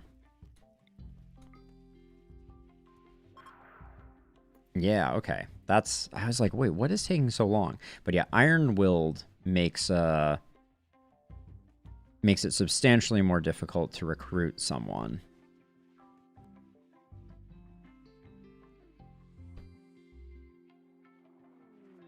Oh, bulk goods trader clearly came in the wrong place. Oh, they got rid of one of those, but the low shields are going to cause them to get absolutely shredded here. Oh, they did EMP them some. That's interesting. But that was oh.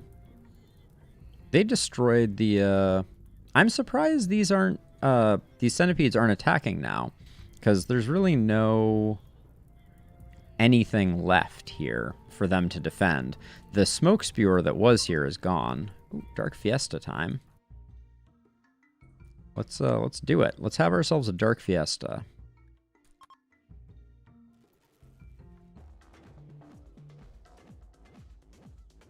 Everybody's getting down with their bad selves. Yeah, that was not even close. How boring Dark Fiesta. Well, let's do a Gulliver's Travel while we're at it.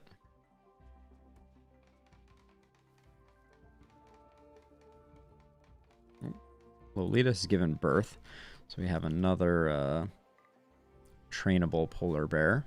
But then we'll watch the what's going on here? All of our rituals are turning out terribly. I'd like to file a complaint. It's going to start adding up. We had a boring party and a boring sky lanterns for -2 total. Our colonists are clearly entitled. It's nice to have the smoke spewer gone, though. The screen looks much less gross all the time now that the smoke spewer is gone. Ooh, we're gonna get food poisoning here if someone doesn't clean this up. Hey, John, welcome. Thank you for hopping in. I am doing well. I hope you're doing well as well. Had a busy day and unwinding with some chill RimWorld shenanigans.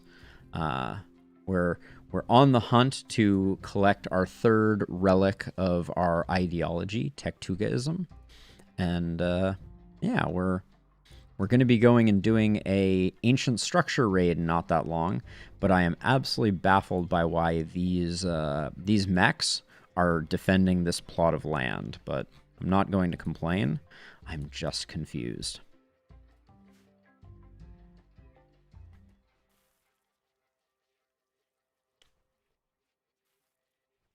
Normally, in my experience, when the primary building of the mech cluster, which was the smoke spewer, is destroyed, they come a knockin'. So I was ready for that, and then it didn't happen. So John, are you a RimWorld player? I generally assume most people who find the stream are RimWorld players, and I'm always curious because I think RimWorld is one of those games that you can play just about any way you want to. You can play it. You can go full evil mode, cannibal ice colonists, or you can go all friendly and help out beggars, etc., and go for the generosity angle. But that's what I like about RimWorld. There's no wrong answer. Yeah, Stefan, I'm definitely inviting disaster with the possibility of everything going sideways. Oh, the game has wanted me to do the Arco Nexus quest for I can't even remember how long. Ooh, what was that though? I dismissed the wrong one. Ooh, an Imperial trader. Trade ship is passing by. Let's get Ombos doing that, and then after we do that, then we'll head afield. So we have 16,000 in insect jelly. We will Ooh, 42 glitter world. Okay, we might actually put a dent in our supplies, which I wouldn't complain about. Aesthetic nose, no. Those are our Archotech parts that I may at some point use. We got some old cataphract stuff that I'm going to sell off. And then a good sculpture. A golden stellarch crown. Wow.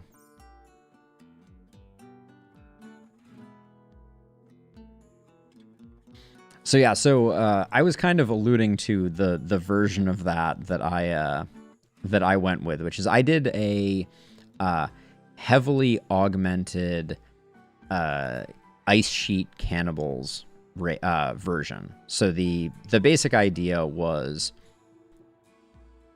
I wanted them to subsist almost exclusively off of eating raiders, basically. That was the concept behind it, and so I went with kind of like 2 people, and you know, they were meant to be constantly snacking on their enemies.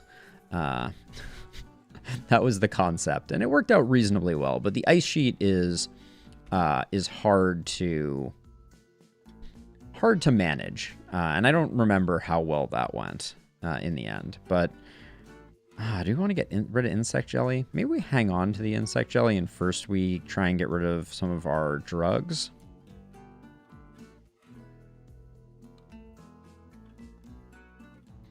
Yeah, so they would eat the raiders, and the beauty of it is because you're on an ice sheet, not only would they eat the raiders, but the raider corpses could just be left outside and they would just be frozen. So it was kind of like, you know, they were like living in a giant ice box of full of corpses for their eating pleasure. All right, and then I think that's the trade. The only thing we really picked up there is a lot of glitter world, which is of questionable value. But yeah, it was a really fun run. For that one, I used a mod that I've used from time to time, which is Prepare Carefully. Great mod for kind of like building up a specific run that you have in mind. Now, it's evening, we're ready to go, so it's time to put together a squad for doing the unthinkable. All right, we'll leave Kenta here. This is going to be our crew. Everybody into the pods, and we're going to see how well we do with this ancient complex. Okay, so this is ready to go. Uh-oh. Which one? I never remember which quest is the jump to this. Okay, it's this one here, one off of the road. This one. Drop at edge. Okay, so this is always a risk. We're taking the bulk of our forces.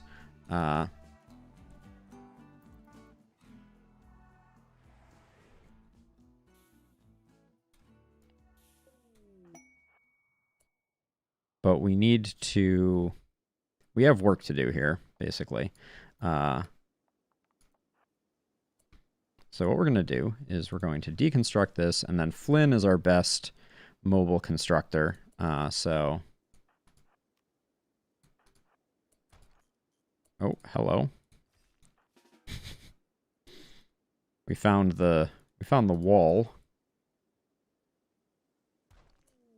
Okay, area revealed there. We didn't find anything of interest.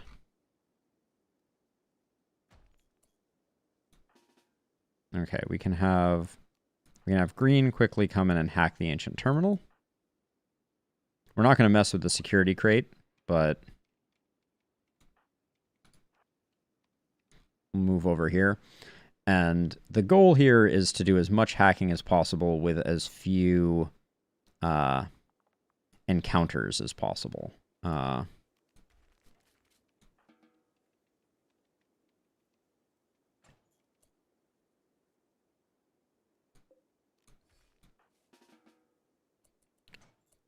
The steel is very quick to disassemble, so I'm gonna make us some shooting positions here.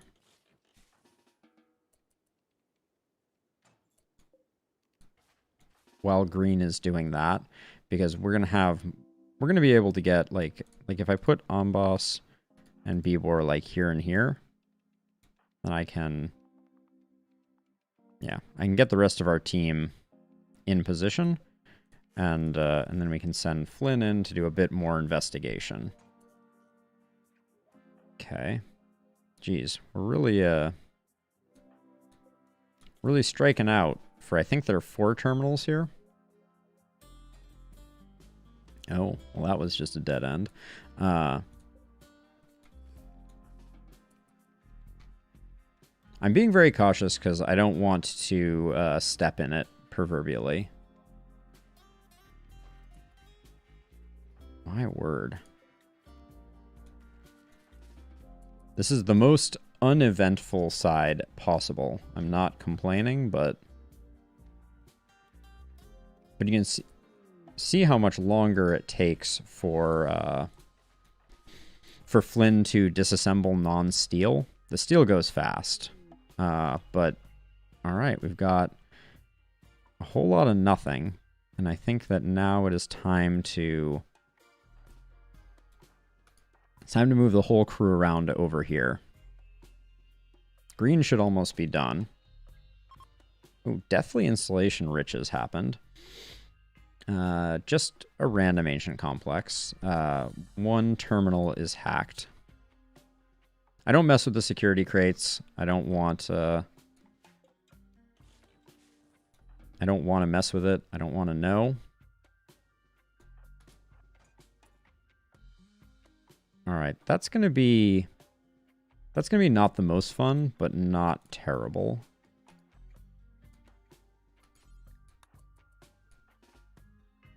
And since we need to do it, I'm not gonna mess around too much and just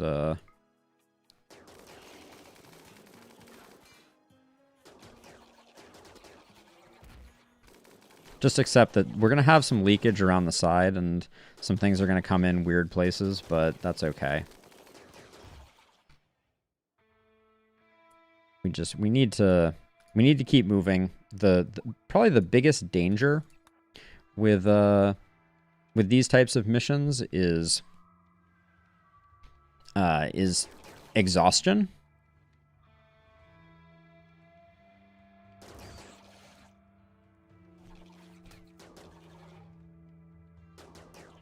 So I try to move very quickly. The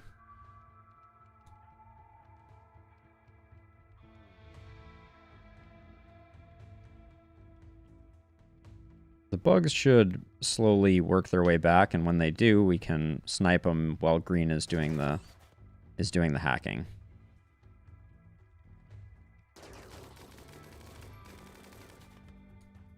Now, while that's going on, we can open the hermetic crate because there's no harm in that.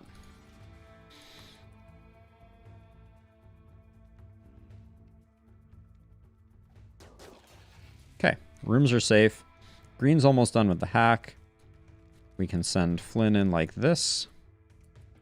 Now, for context, I would... Okay, this room is going to explode, so we don't want to mess with it. So we're going to move into here.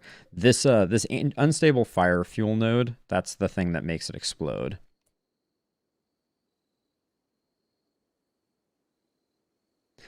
Yeah, so the ancient complexes are cool. I don't remember if they are if they were royalty. There's certainly ideology, but I believe they were also royalty. Okay, we got a terminal here. That's good. It's a little bit of a funky... It's a little bit of a funky structure that we've got going on here. I don't like being in the middle of this. Nothing will happen if we don't go into these rooms, but...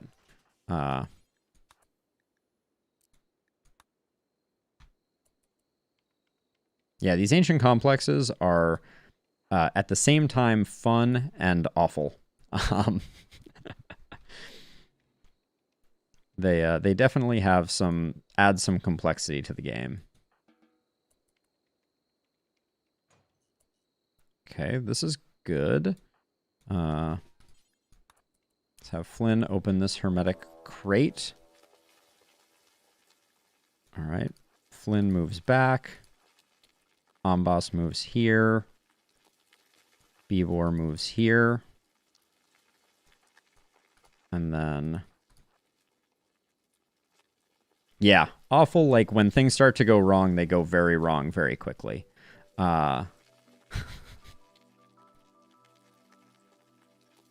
This infestation is going to be a bit of a mess, I think. I don't know why it's taking so long for the infestation to pop.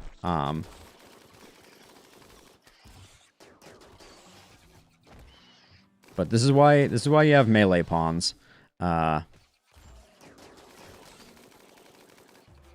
That's also why you occasionally have mini gunners.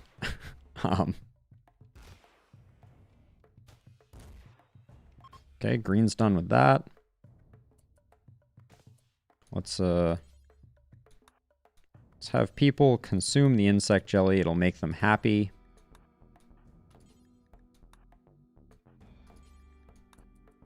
Oh, hold on. I apparently did not get all the...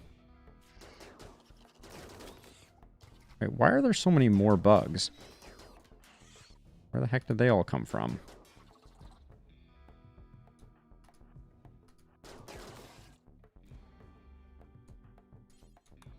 Alright, so we're going to be dealing with some ping-ponging bugs for like a minute here.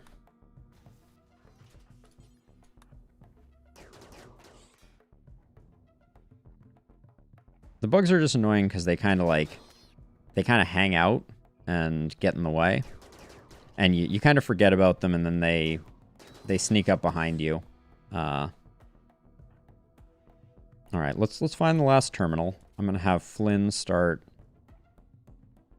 working on finding the last one. The worst rooms you can possibly find in these are mech rooms. We don't want to see a mech room. If we get through this without a mech room, that's pretty good. This has got to be the room that has the terminal. Yep, there it is. Okay.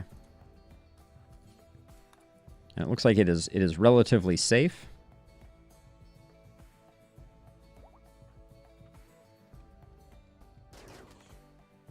So we'll just keep on holding the line here while green does the hacking. I think we can safely have Amboss come open the hermetic crate. The risk versus reward is a little off on these missions, though, unfortunately. Like, as you can see, we're getting like a smattering of uranium and stuff like that for what is a relatively dangerous overall mission.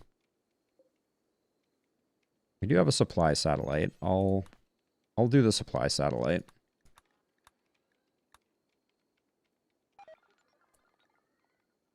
We'll see what it drops.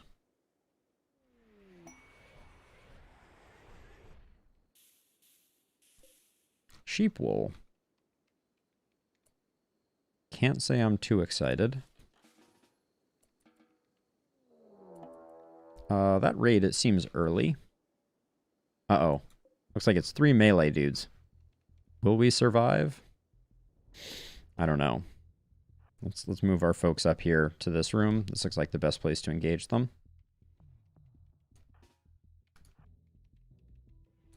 Get Bivor and Amboss up front.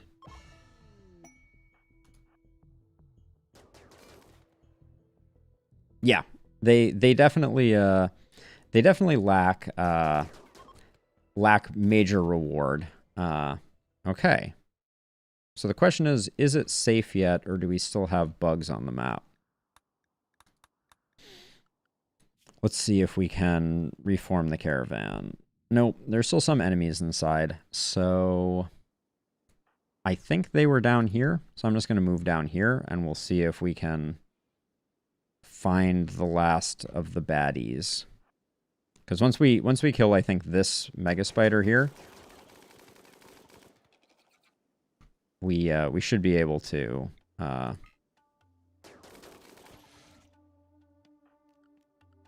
we still not clear here? Still some enemies.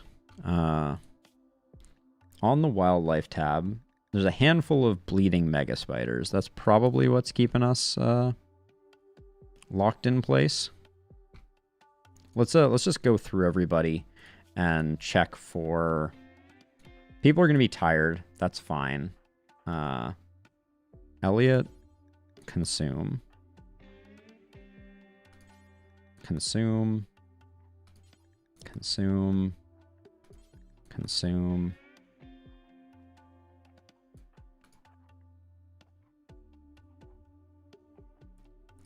It was Bebor who was the next one, yeah, who I wanted to consume. Consume. And then Green. Are you carrying a meal by chance? Yeah, consume your meal. There we go.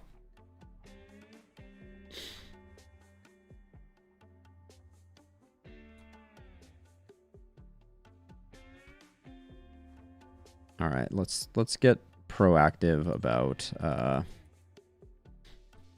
taking these out so that we can leave. We could leave just now using far skip, but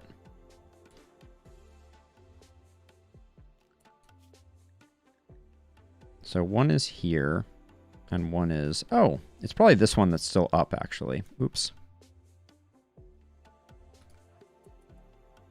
Because reforming the caravan before we far skip is beneficial, because it means that we don't miss anything that we've kind of left on the ground. Are you? You are bleeding out.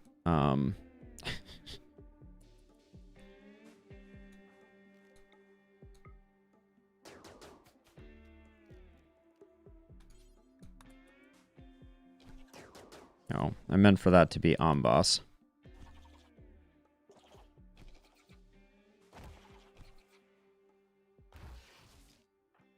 Okay, are we still not clear to leave?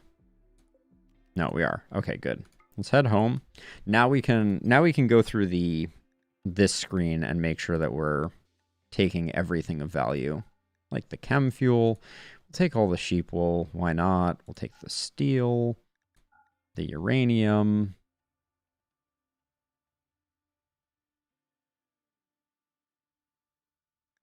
Steel axe and mace, I guess. We'll send that, and then we will utilize White's far skip. Homeward bound. And then everybody's home. They will all unload, and we are one step closer to the artifact that we're looking for. So that feels pretty good.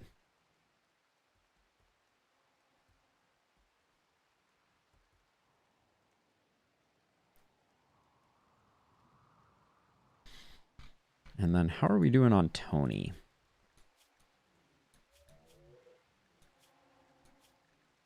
Man, it's taken a long time to convert Tony. Let me just be the first to say Tony has an indomitable will. Let's deconstruct this vitals monitor. I'm not sure why that's in our storage. Masterwork shield belt just laying around over here.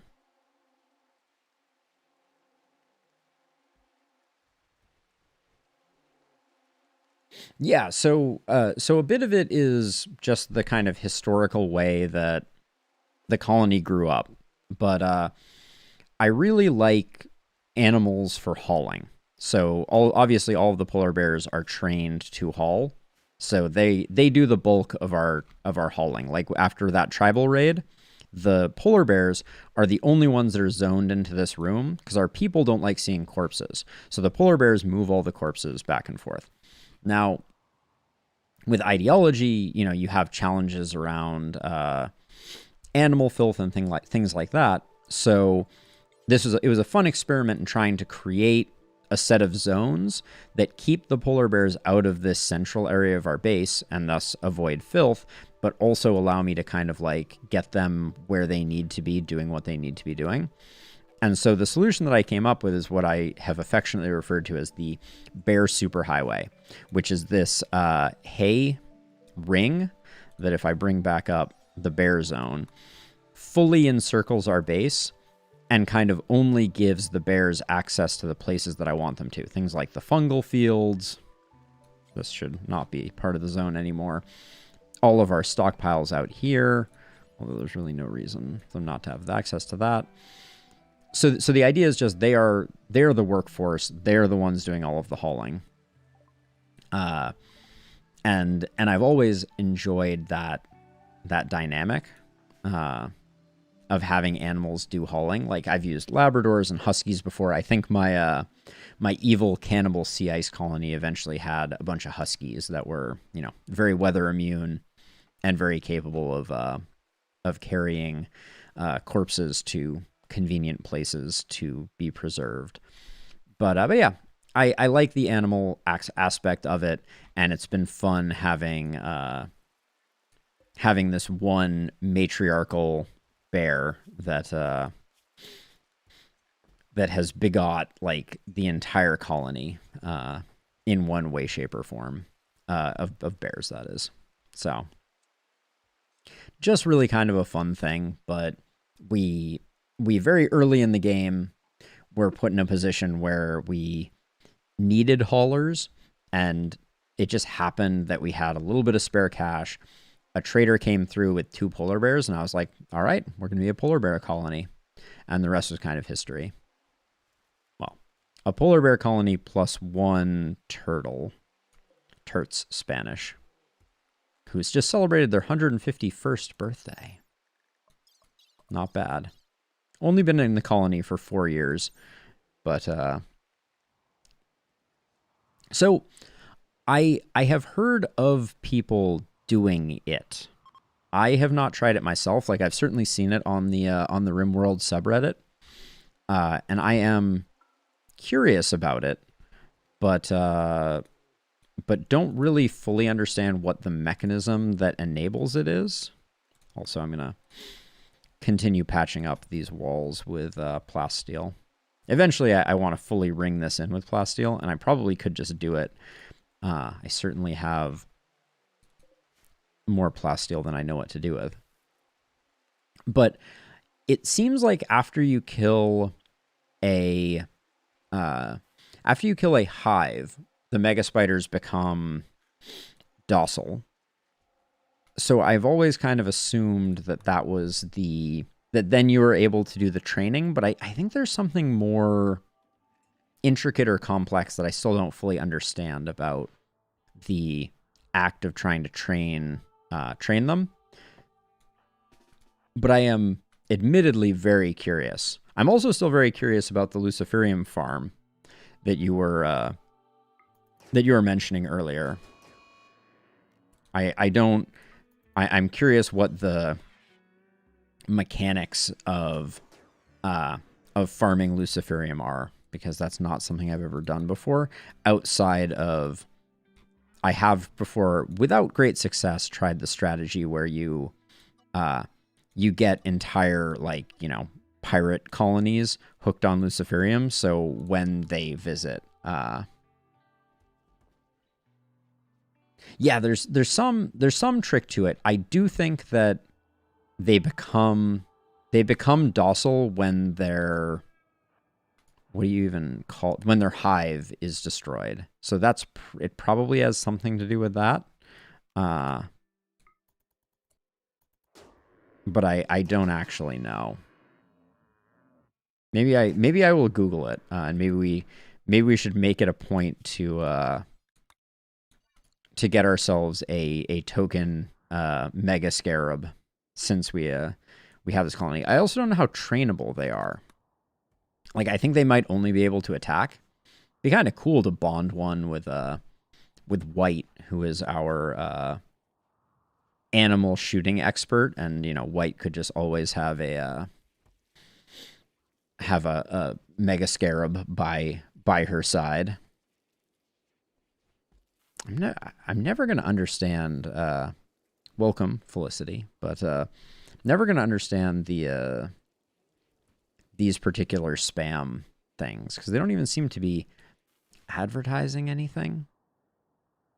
Normally, it seems like that's a, you know, well, I'm used to Twitch bots that are doing that sort of thing, but you know, dropping links in chat, etc.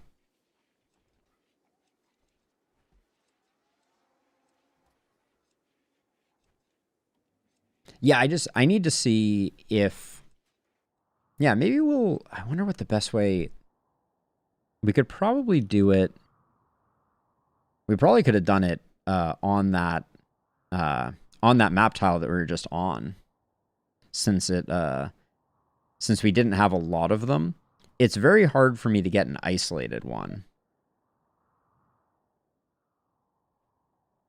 Yeah, I mean, you know, it's there's that food poisoning I was worried was going to happen.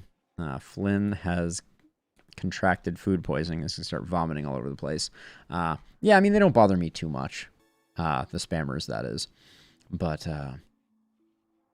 it is curious when I see them, because, you know, I'm always very curious and kind of want to understand what their ulterior motive is, you know? What are they trying to accomplish? And in this particular case, I can't even.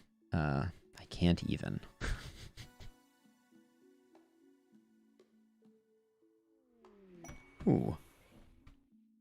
Bunch of simple meals.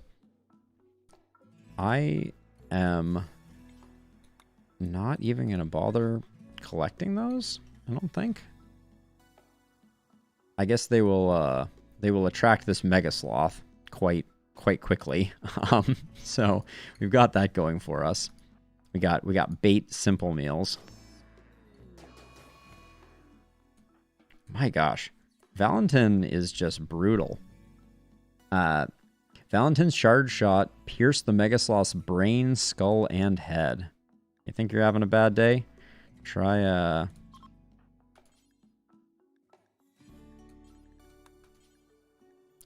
being hunted by Valentin. He also, in his random shooting, I am pretty sure, accidentally also shot this rat. Yep, Valentin's charge shot narrowly missed the mega sloth and crushed the rat's body. All right, the incompetent cooking that I missed earlier is now coming back to haunt us in full force. We're gonna have a bunch of people vomiting their brains out. Oh, hold on.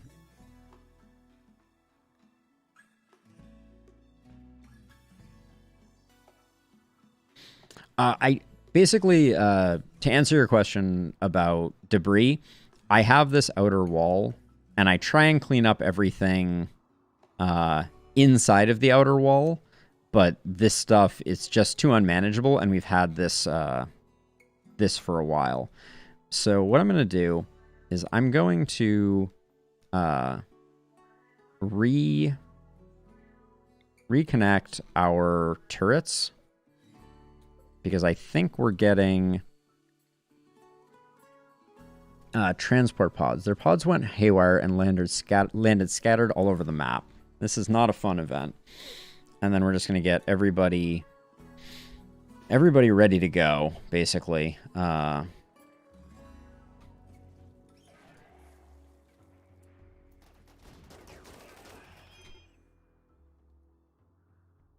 All right, we need to come over here and start taking care of this this centipede.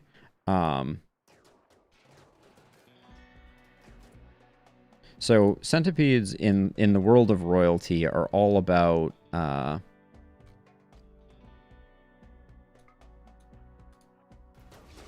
are all about getting them in melee range so that they don't get a chance to shoot. Now, we got a lot of centipedes inside of our base, which is not the most fun. So we're just gonna do the best that we can over here.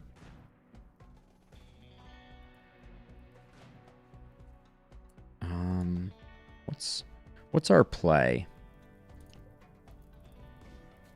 We're gonna lose these turrets, I'm pretty sure, but that's okay.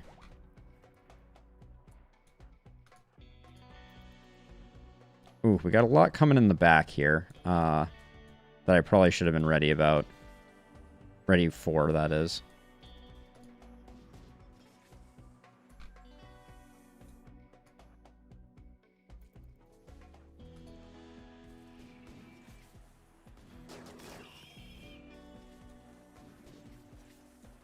Okay, we're kind of, this is kind of our spot for a second here, I think. Which is not great. How far is Skip from...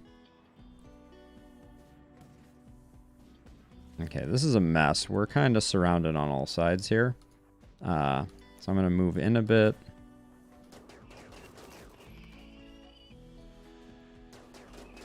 Okay, so let's get Elliot to skip this right here. And then where's Amboss again? Come on down here.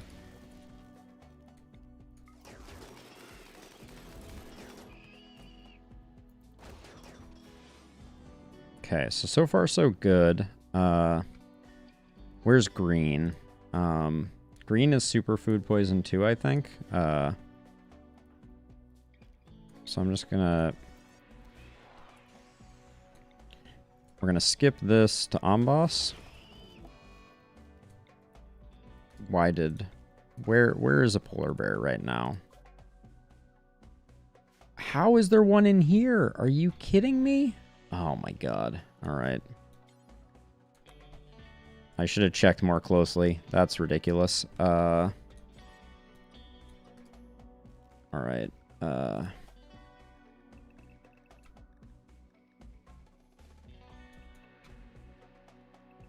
So we gotta move all the bears. We're gonna lose some bears here for sure.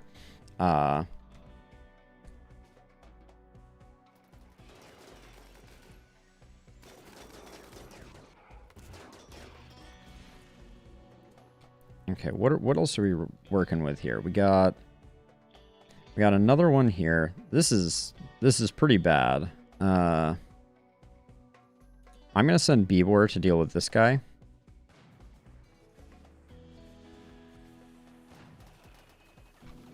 Oh man. Okay, so we need Green to jump to here and skip you to Amboss. And also while we're at it, let's skip this to here.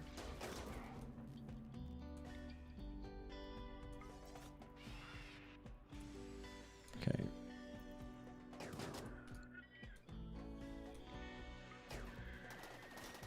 Stop shooting, Centipede. Come on.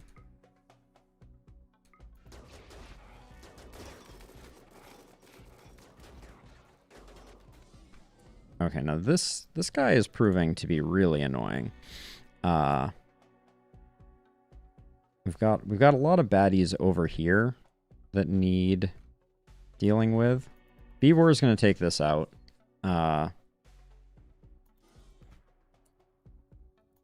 But we need Amboss over here taking fire. Let's move everyone down here to get visibility to be... We want less exposure. The food poisoning is really roughing us up. Something fierce. I'm trying to figure out how we take this thing out. I can probably just skip it over once it gets a little closer. But for the time being... Bebor, are you done with the centipede yet?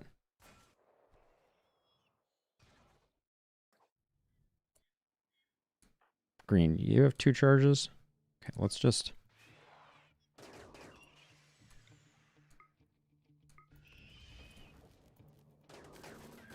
Okay, that's good.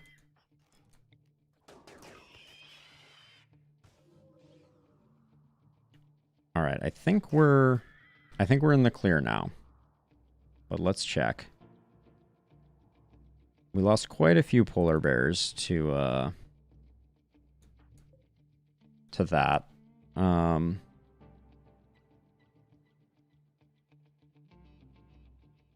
Sorry, Stefan. I wasn't ignoring your question. I hope it was evident that I was just no. Okay, wait. Nobody should be going anywhere but inside. Just go eat, yeah, people. Come on. Okay, so yeah, so I have a relatively small colony for late game. You are correct. The reason for that is the body. I think the body modder. Oh no. Do we have any other? Are you getting patched up right now? No, dead in 3 hours. We did lose a bonded animal. That's sad.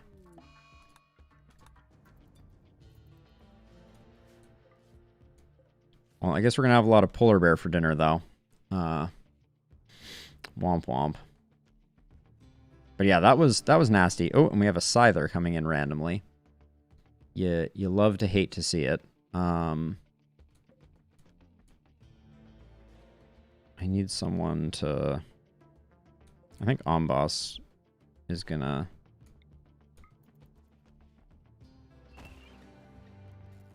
Come on, Omboss. Just do this guy in for me. Thank you. Okay. Yeah, so I feel like the play with, especially like, I'm going for a kind of small number of high value colonists. That's kind of the concept behind this one. So, you know, I'm putting lots of prosthetics, lots of bionics, etc. And so I wanted to go with a, let's make a bunch of uber super strong characters, as opposed to a smaller number of less. We're losing so many. All right, well, the bears took a big hit, but we have a lot of them. I'm very sad that we lost a bonded one. That always feels really bad. But are you in any danger? No. Okay. We will build back. Oops. But yeah, that was rough. That's the second time we've had those drop raids. But yeah, I liked the idea. You know, basically all of these characters are sitting on like, you know, 4 to 5 bionics apiece. Except for Morrison, apparently. Morrison needs some bionic legs. But yeah, I like the idea of a tight-knit group of very strong super soldiers. You two are going to get better, right? I don't have to worry about you. Oh.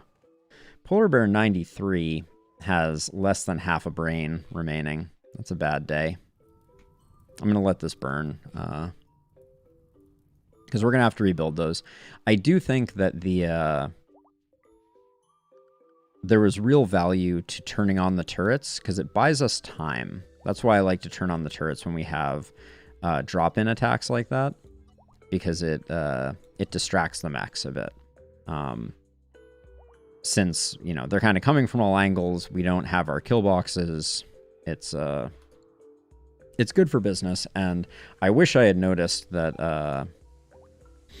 that we had a centipede in here. I think I could have done a much better job, but I kind of tunnel visioned. And now we desperately need Kenta to be doing cleanup with Omboss. Omboss is our full-time cleaner.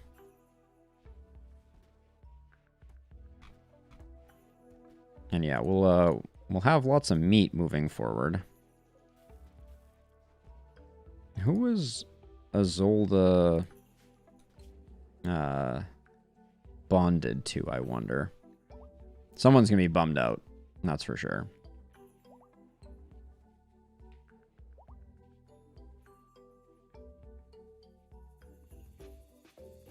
And we will slowly rebuild.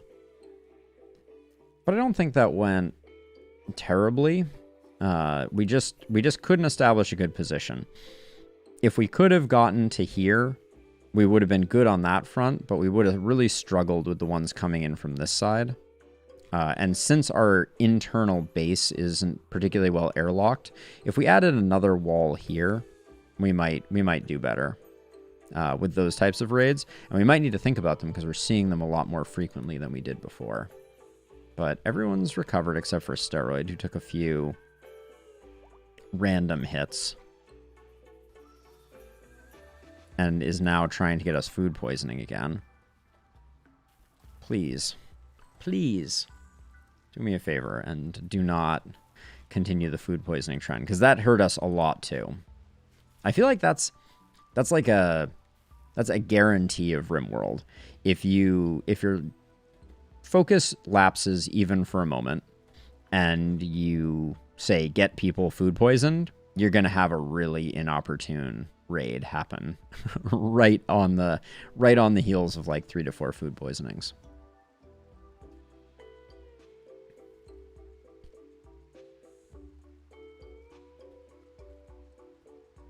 But the cleaning is starting to happen. Things are getting sorted out. I do want... What are you up to, Randy? Okay. Oh, everyone's on inside still.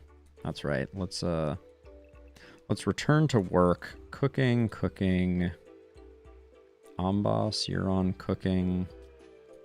Valentin's on cooking. There we go. That will allow people to meditate where they actually want to, and probably also start getting the meat processed, which it's bittersweet. Why is...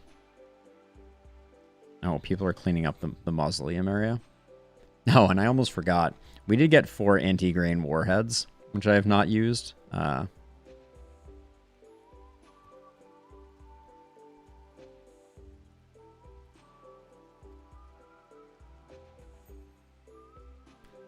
Oh, tell me about it. That is a story as old as time. Boomalope self-tamed it's chef's kiss RimWorld. It's kind of perfect.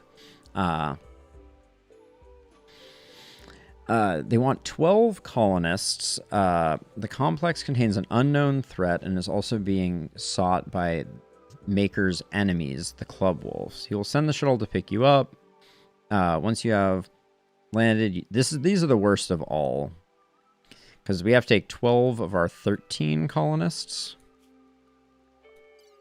I believe we are at are we at 13? We're at 14. So we get to keep 2, but as a reminder, reminder would imply that it was ever known. But Steroid is a pacifist, incapable of violence. So, a rock star, a critical part of our colony, but also a pacifist. So we don't get to leave too many people behind. And what is going on? We need to get this rebuilt ASAP. Flynn?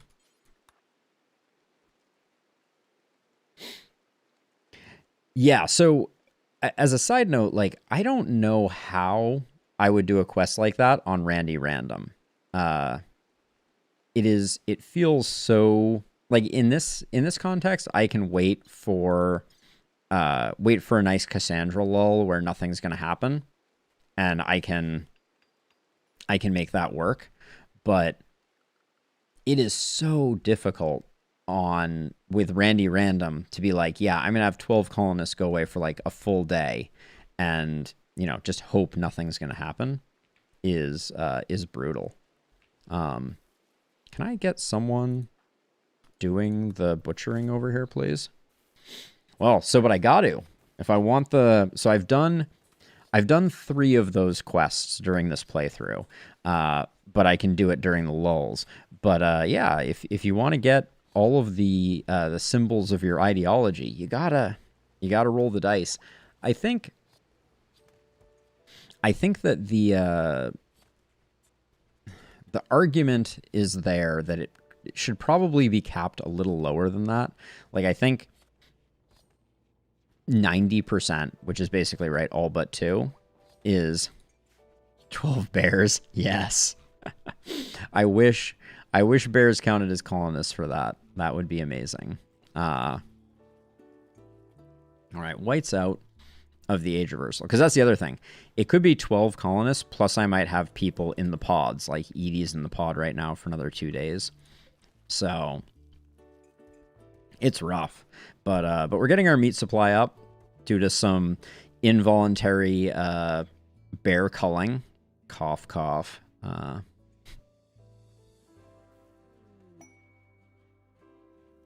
Green is on a go frenzy. It appears that no one is food poisoned anymore. Looks like we can start processing some of this insect meat into chem fuel. Tony, how you doing? Talk to me. Halfway home. What is the deal with Tony?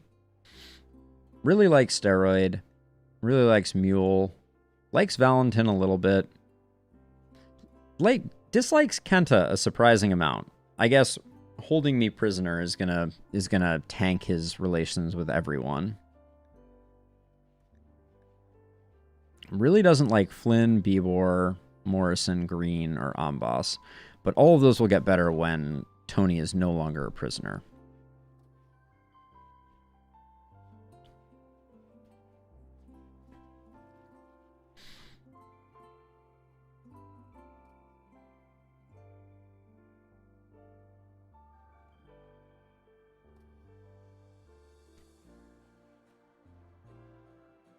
So, I mean, if we send people and they die, they're not coming back.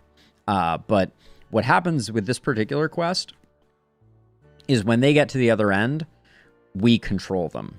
So it's just like the Ancient Complex raid that we just did, except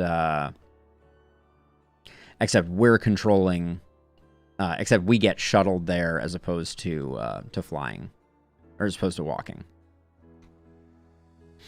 Now all the meat's on the map. Jeez.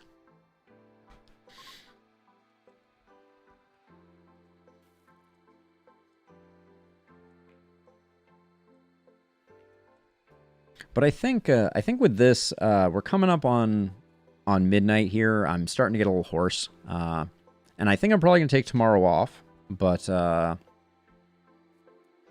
yeah, I think that's gonna be it for RimWorld for today. So thank you. Thank you, Stefan, for hanging out. Steaks, always a pleasure. Hope your Friday was exceptionally good. And yeah, thank you to Rusty, who showed up earlier for hanging out and saying hi. I think Rusty is long gone, but hopefully we'll come back and visit again. But yeah, I'm gonna go get some water, rest my vocal cords, probably take tomorrow off, and then I will be back on Thursday, probably going back into the last spell. I had fun playing Minecraft on whatever day that was, but I'm not feeling the itch.